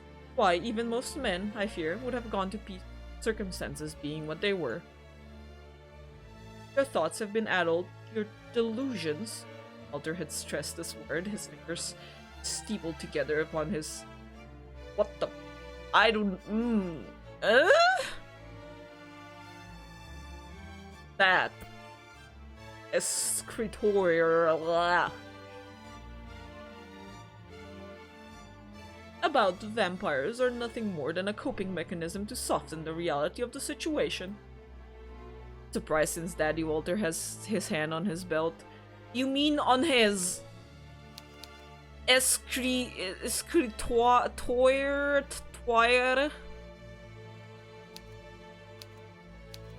Oh. This is English?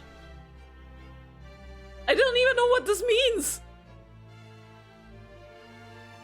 Walter, put your... Yes! Oh, his belt! Oh. This is not... Oh. Oh, is that like his... Is that his desk? Oh, it's a right... Yes! Right. Oh yeah, I did... Oh, well, I made a fool of myself today, huh? I just assumed it was that, but now that I look at it, it does look like, you know, the script part is like writing, right? Like script and stuff. And I'm pretty sure in like Romance languages, a word for a writer. So should have picked that up. The French. It's French, which is English. Yeah, those are like the hardest French and English moment. Yep. Yes, indeed. Okay. Well, learning new stuff. Oh, to soften the reality of the situation. Mikey too must have perished. What? No! Herr Gerhard, please! Amy had tried to appeal to Walter's sympathies, but in vain. One look at Walter's countenance, now closed off, had told Henny all she needed to know. Lux making the connections actually shows how smart she is. Nah, eh.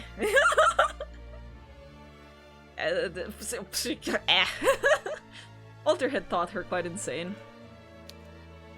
I think a spell of bed rest would do you some good, Frau Henrique. Though you're not one of my servants, I am not so very unkind that I would cast you out onto the streets. You have witnessed horrors I can only guess at, and I'm very sorry for your loss. You may remain here if you wish, for as long as you feel you need to. Get some rest and do try to calm down. Okay, well, you know, this is nice. Like, obviously makes sense that he wouldn't believe her, but at least he didn't, like, throw her out on the streets or even literally told her that she can stay as long as she needs to. That's cool. No, because Old Norse is English, so is Gaelic, so is Anglo-Saxon, so is French, so is some Welsh. Yeah, yeah,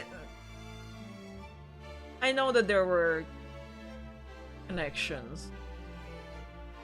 Real though, most fellas would just say, "Oh, that's what it means." Okay, but you figured out the Romance language connection and guessed correctly what it means. What it meant. Listen, I also might have taken some Spanish for some years in high school. I don't speak Spanish, but God, now that I think about it, I took many languages, and the only language I speak besides my native tongue is English. Gosh darn. Language succubus. Man, I wish I actually knew languages, but the only one that I kind of know the best in a way is Latin, but I don't know, because Latin is a language not really spoken anymore. We were learning it differently than you would go about learning like a language that is still spoken. So we did a lot of just translating and using the dictionary and all that. So yes, I did have to memorize some words, several words honestly, but it's been like 10 years ago at this point. God, I don't remember. Okay, a little less than 10. I'm not that old, but you know, you gotta know how to speak the tongues of men to ensnare them in their lustful spells. No, those ones I do not know because I am just a human. Lux, do you speak Swahili? No. Like I've said, at this point I've pretty much I think I've mentioned all of them at this point. So we have my native tongue, then we have certain words that are similar in Slavic and I understand in other languages. And obviously English, and then just some words of German. And I studied Latin and Spanish and Japanese, and nothing came out of that, so there's that. Why do you seem to speak every other fucking language? No, just these. Basic succubus requirement. Yeah, well, Latin definitely is, you know, because I mean, no, not, I wouldn't know what a basic succubus requirement is. But I have to, knowing Latin is really good because I can, you know, explore this library here at the convent and read some old books and, you know, complete my mission of looking for information that I need. But fellas, no! I can speak more than that for sure. I've just forgotten as well. Sure. No, I have forgotten because it's so hard to learn something that you don't like then actually use. I could only learn English so well because I use it a lot. But like I don't use Spanish. I don't have anyone to talk to in Spanish. I did for gore. Sure you have. I did. Oh, I get that. Yeah, so, you know, I know some more people now who know Spanish, so maybe I should relearn and talk to them in some Spanish. I know some Spanish. Let's go. Yo hablo si quieres practicar. Estoy aquí. Oh, you are here for the practice? Oh. No. I'm ignoring that.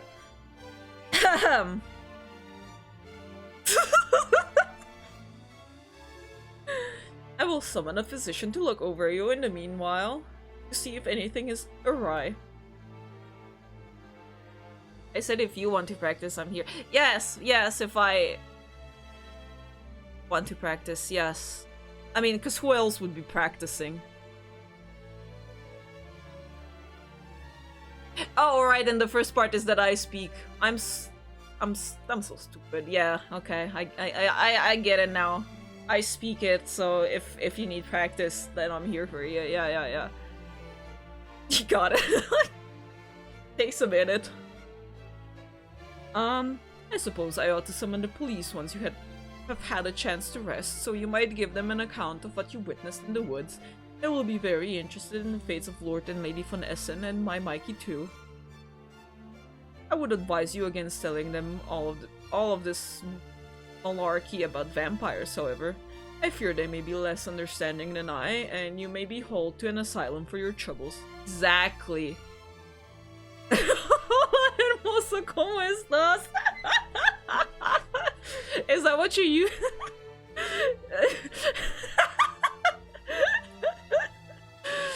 No. Slimy's just saying what he used for the for today. On the date earlier. Retrograde, hello.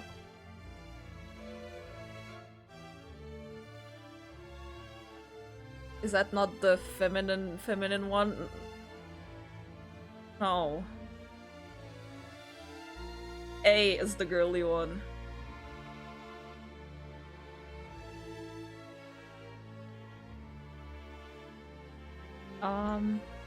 I would not want you to be incarcerated, Frau Henrique, and I doubt my Mikey would want that either. It's a miracle you were able to escape with your life. Do not waste it. Remember, quam tito transit gloria mundi.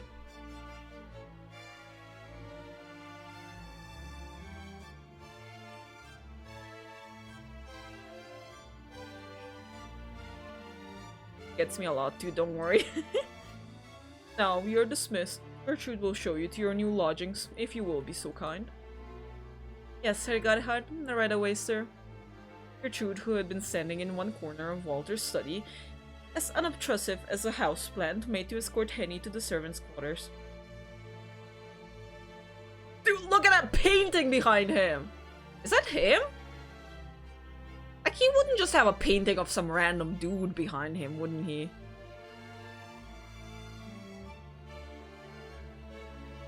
Bueno, Lux, si te sientes solo, estoy aquí precioso. Now I'm getting kinda...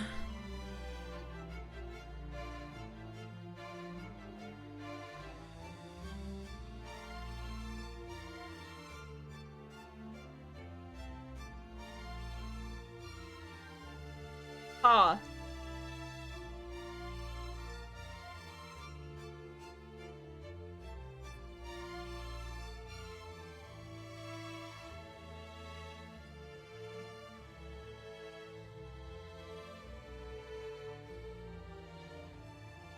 I only learned how to flirt in Spanish. You have some motives there, Slimy, for that. Some ulterior motives, huh? That's a good reason to learn. Yeah, you go to Spain and then brizz up some women and ask where the bar is and toilet. Yeah, that's a good one to learn. Lady had cast her gaze back to Walter before she left, her brow furrowed. Walter had begun to sip once more at his breakfast tea, as though he had not a care in the world. The sight of Walter drinking his tea as if it were any other Monday morning had filled Henny with a sudden urge to take the teapot and upend its contents all over Walter's officious-looking face. But powerful though this urge was, Henny had abstained. What would that accomplish? It would not help Mike. Making an enemy of Walter Gerhard would only serve to render Henny homeless, passed out on the streets, nowhere else to turn. Begrudgingly, Henny followed Gertrude, the door of Walter's study closing behind her with a thud. Henny had then spent the rest of the day convalescing in bed, dingy servants' quarters. Works well, señorita. Knowing just these few sentences, I guess. Uh, Walter was a man of his word, if nothing. Oh, I'm not speaking like Walter. Walter was a man of his word, if nothing else, and he had summoned a physician later in the day to look Henny over. This physician gave Henny a brief examination and declared that she was physically fit, but mentally exhausted. A day or two of bed rest would do her good. She has something of a fever and she seemed distracted.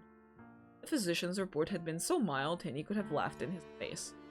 Is it any wonder she seemed distracted when even now Mikey, her Mikey, not Walter's, was in Magdalena's thrall, languishing in all likelihood in a dungeon? Well, it has gotten me in beds before, so it does work. Oh my god! Alright. Penny wished to fly to Mikey's side, but could not. She was more exhausted than she had anticipated, and lying down made it more so. Dazed and disoriented, Henny had begun to drift in and out of slumber. Her dreams were broken, yet largely featured Mikey, her eyes wide, lips parted in a horrible scream. Henny had slept so much during the day that, when night fell, she had found herself unable to rest. Walter's scullery maids, upon arriving in their quarters, had regarded Henny with some surprise. They fell upon her with curious questions, buzzing excitedly like so many moths drawn to a brightly flickering flame. "Where are you from?" the girls asked, and "When did you arrive here, and how long will you be here?" He had been in no fit state to answer these queries, however. She had been almost relieved when the sour-faced Gertrude came to scold her underlings for their rowdy misconduct. "Oh, do leave Frau Henrique alone. She has had a trying series of days by all accounts, and she needs to rest. That is what Herr Gerhard has decreed, and I will not have any of you naughty girls disobeying his orders. Now stop with your silly chatter. I doubt Frau Henrique much wants to talk to you, and your friendly overtures are all in vain. She is not one of our servants, and I doubt she will be staying here much longer." Gertrude's stern address seemed to do trick, for the maids kept a wide berth throughout the night. They talked among themselves and played cards. Only occasionally did they glance to look at her, curious no doubt about these trying days Henny. Maids had eventually begun to yawn, and at 10 o'clock they took to their beds, snuffling snore, mid-frame filling. 6 scullery maids in Walter's employ all slept, but Henny found she could not.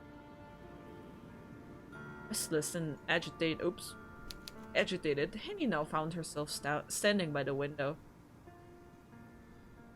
"Watch yourselves, my charm is irresistible." Yeah, I guess so. Except not for the lady that you met today. I'm sorry. Was that rude? Suddenly feeling claustrophobic, she unlatched it. Then she let her arms rest upon the sill and looked out into the streets. The sky outside was black as pitch. Pitch black! Just because it's pitch black, I don't think black as pitch can be a thing, though. It's scattered with stars. The moon round and full. Lux, OMG, Suki was supposed to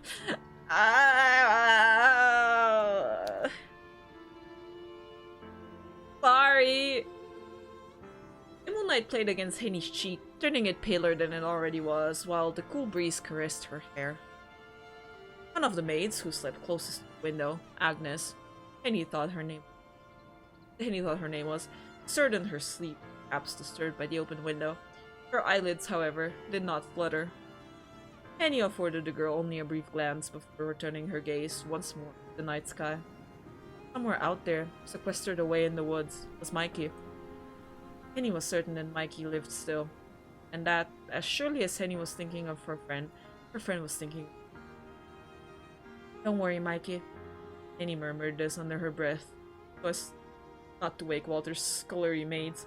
Her face turned to the cold. "I've not forgotten you. I never will. I'll find a way to rescue you, with or without Herr Gerhard's help. You don't need him. Not when you have me." "No, I'm starting to think that you might have been right about him." Here, Henny allowed herself to smile, though the situation was not that funny. "He isn't a worthy husband for you. I don't give a damn that he can speak Latin. There are many, many other qualities I'd rather have in a man." You deserve much better. That's funny. No, it's fine. She wasn't interested in the first place. Her parents put pressure on her because she should be married by now and talked at her ex for a lot of it, so I dodged the bullet. That's a good point. That's fair. Alright, this looks like a good spot to call it a day for now with the nice sky and we're back to Mikey and all that. How is your date today looks? Haven't been yet.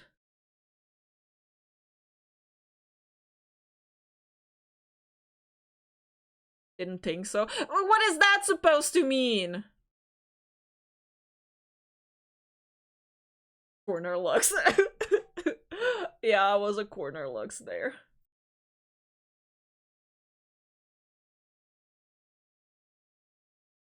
Um, we got some action over there from Lena and Mikey. That was nice. And like, I was like, oh shit, comfy. Well, it wasn't that kind of action. She just Lena just held Mikey's chin, like, like how it is on the on the cover. um that was nice, but like, I mean, like, I get that we have to. I mean, no, I don't get it. I'm sorry. um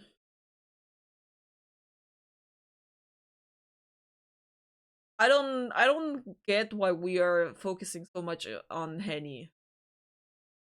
Like, I'm here for the vampire movie romance. I don't care about Henny or Walter.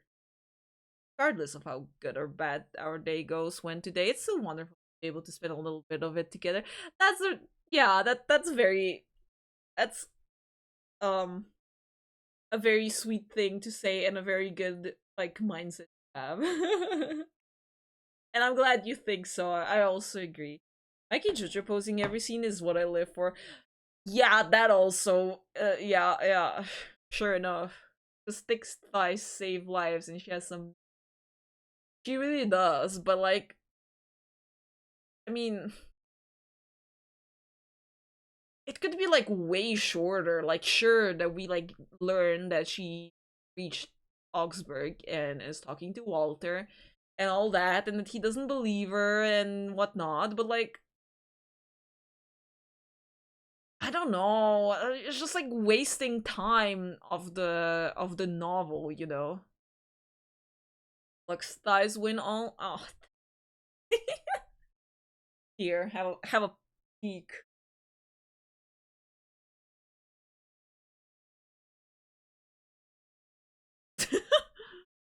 um, but yeah, I mean, we're all listed. um, the whole honestly, and it's just not just Henny. Like, yes, because novels aren't meant to waste time, are they? Well, if you have a novel that's paced correctly, everything in it should be there for a reason, you know? Like, why did we read about Mikey reading all day and trying out. I mean, yeah, okay, trying the doors and the windows, okay, sure, so we can say she tried to escape. That's fine. It just, I don't know. I feel like it might be a little different in like a regular novel. Like, you can, I don't know, it feels more um like a thing that's easier to read in a novel itself. But in a visual novel, I don't know. I just feel like we're always like half of the time we just spend on like a screen with the sky in the background, and it's just like, oh, this happened, and she thought of that and that and that, and slow burn hasn't even begun. Exactly. If it's so slow, at least I want the slow burning romance, not just them being like oh, we were trapped by someone, whatever shall we do in this cold, dank, tiny cell that's has a cot in the corner and a chamber pot that hasn't been cleaned, and oh my gosh, Henny is there and we didn't see her because she was so because it was so dark. Lux, we all know you just want lesbian Lex. That I mean, yeah, but I'm not really getting it. Because this is a safe version. The over description of the garden was unnecessary, for example. Yes, yes, exactly. That's kind of one of the ones I mean. Maybe in a novel, but usually when you put stuff like that into the book, like it has to serve something. Like I don't know, some kind of getting to know the character. Like yes, okay, she's going on about how she hates embroidery, but I don't know. Like Mikey didn't even realize Hennessy in the same cell for 20 minutes. Exactly. You know you don't get it. I might I'm I might have to replay this by myself in my own spare time, yes. It's Slimy throwing the punches right back.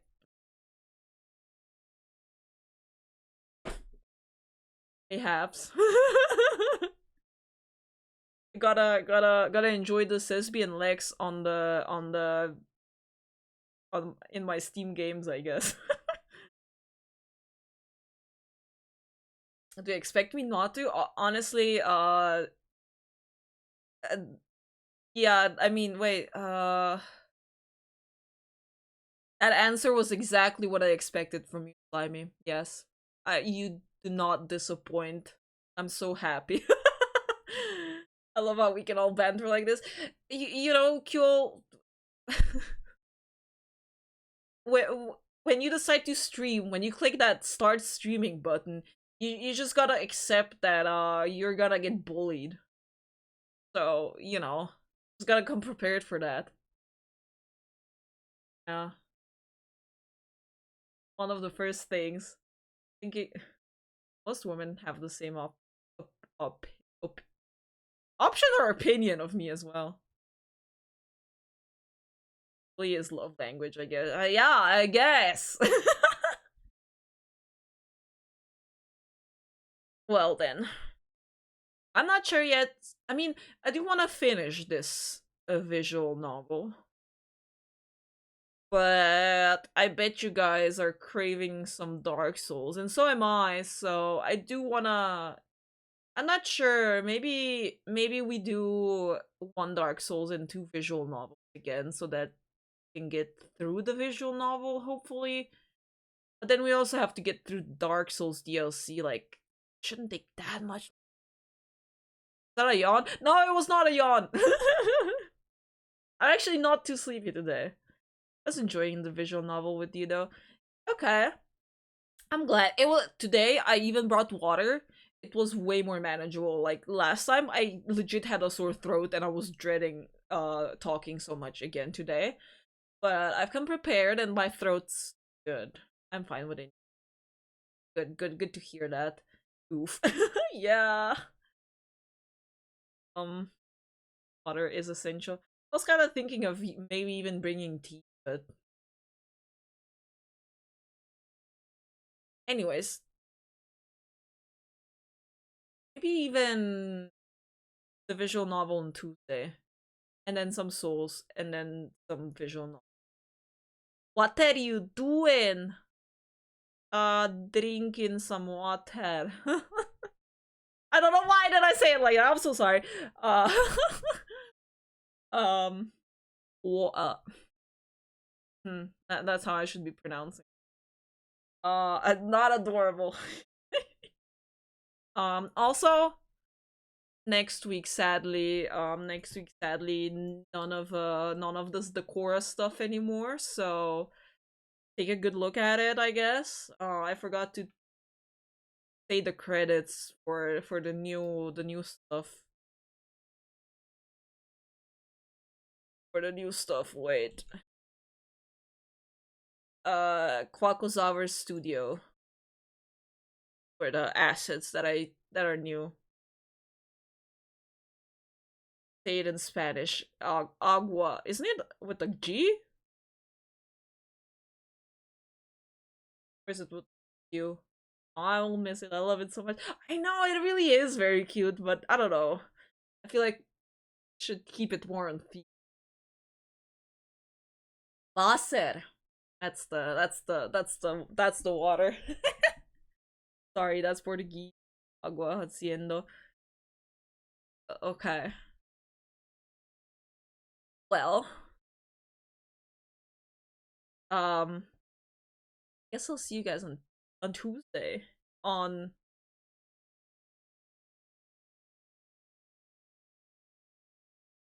something Tuesday. Did I say Thursday? I don't know what I said.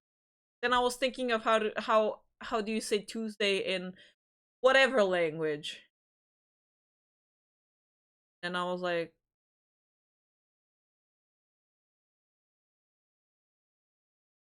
I feel like I remember Dienstag. German? Anyways. Bye sus non bye sus slimy. I'll be looking forward to it. Yeah! Martes is Tuesday in Spanish. Ah yes, like the god of like Mars, the god of war. Aries. Yes, yes. Have fun with your lonely bottle of wine tonight. It's not gonna be lonely. And I don't like wine. So, yeah. Sadly, no. Mars indeed. Lux Wine Mom arc. I there will never be a Lux Wine Mom arc because I don't drink alcohol at all. And yeah, I've made it my personality trait at this point, so I cannot start. Anyways, sorry, what? No, no. uh, maybe that's a bit more. I don't know, on on the Slavic brand, but no. Anyways, I hope you guys have a good rest of your days or a good night. Have a fun Valentine's Day if you have anything. If not, just enjoy some chocolate for yourself with yourself. Yeah, the Valentine's Angel Lux is out. They're awesome, Lux. Thank you for letting us spend Valentine's Day with you. Thank you so much for watching. Bye, Lux. Bye, Slivy. Bye, bye, guys. I'll see you on Tuesday.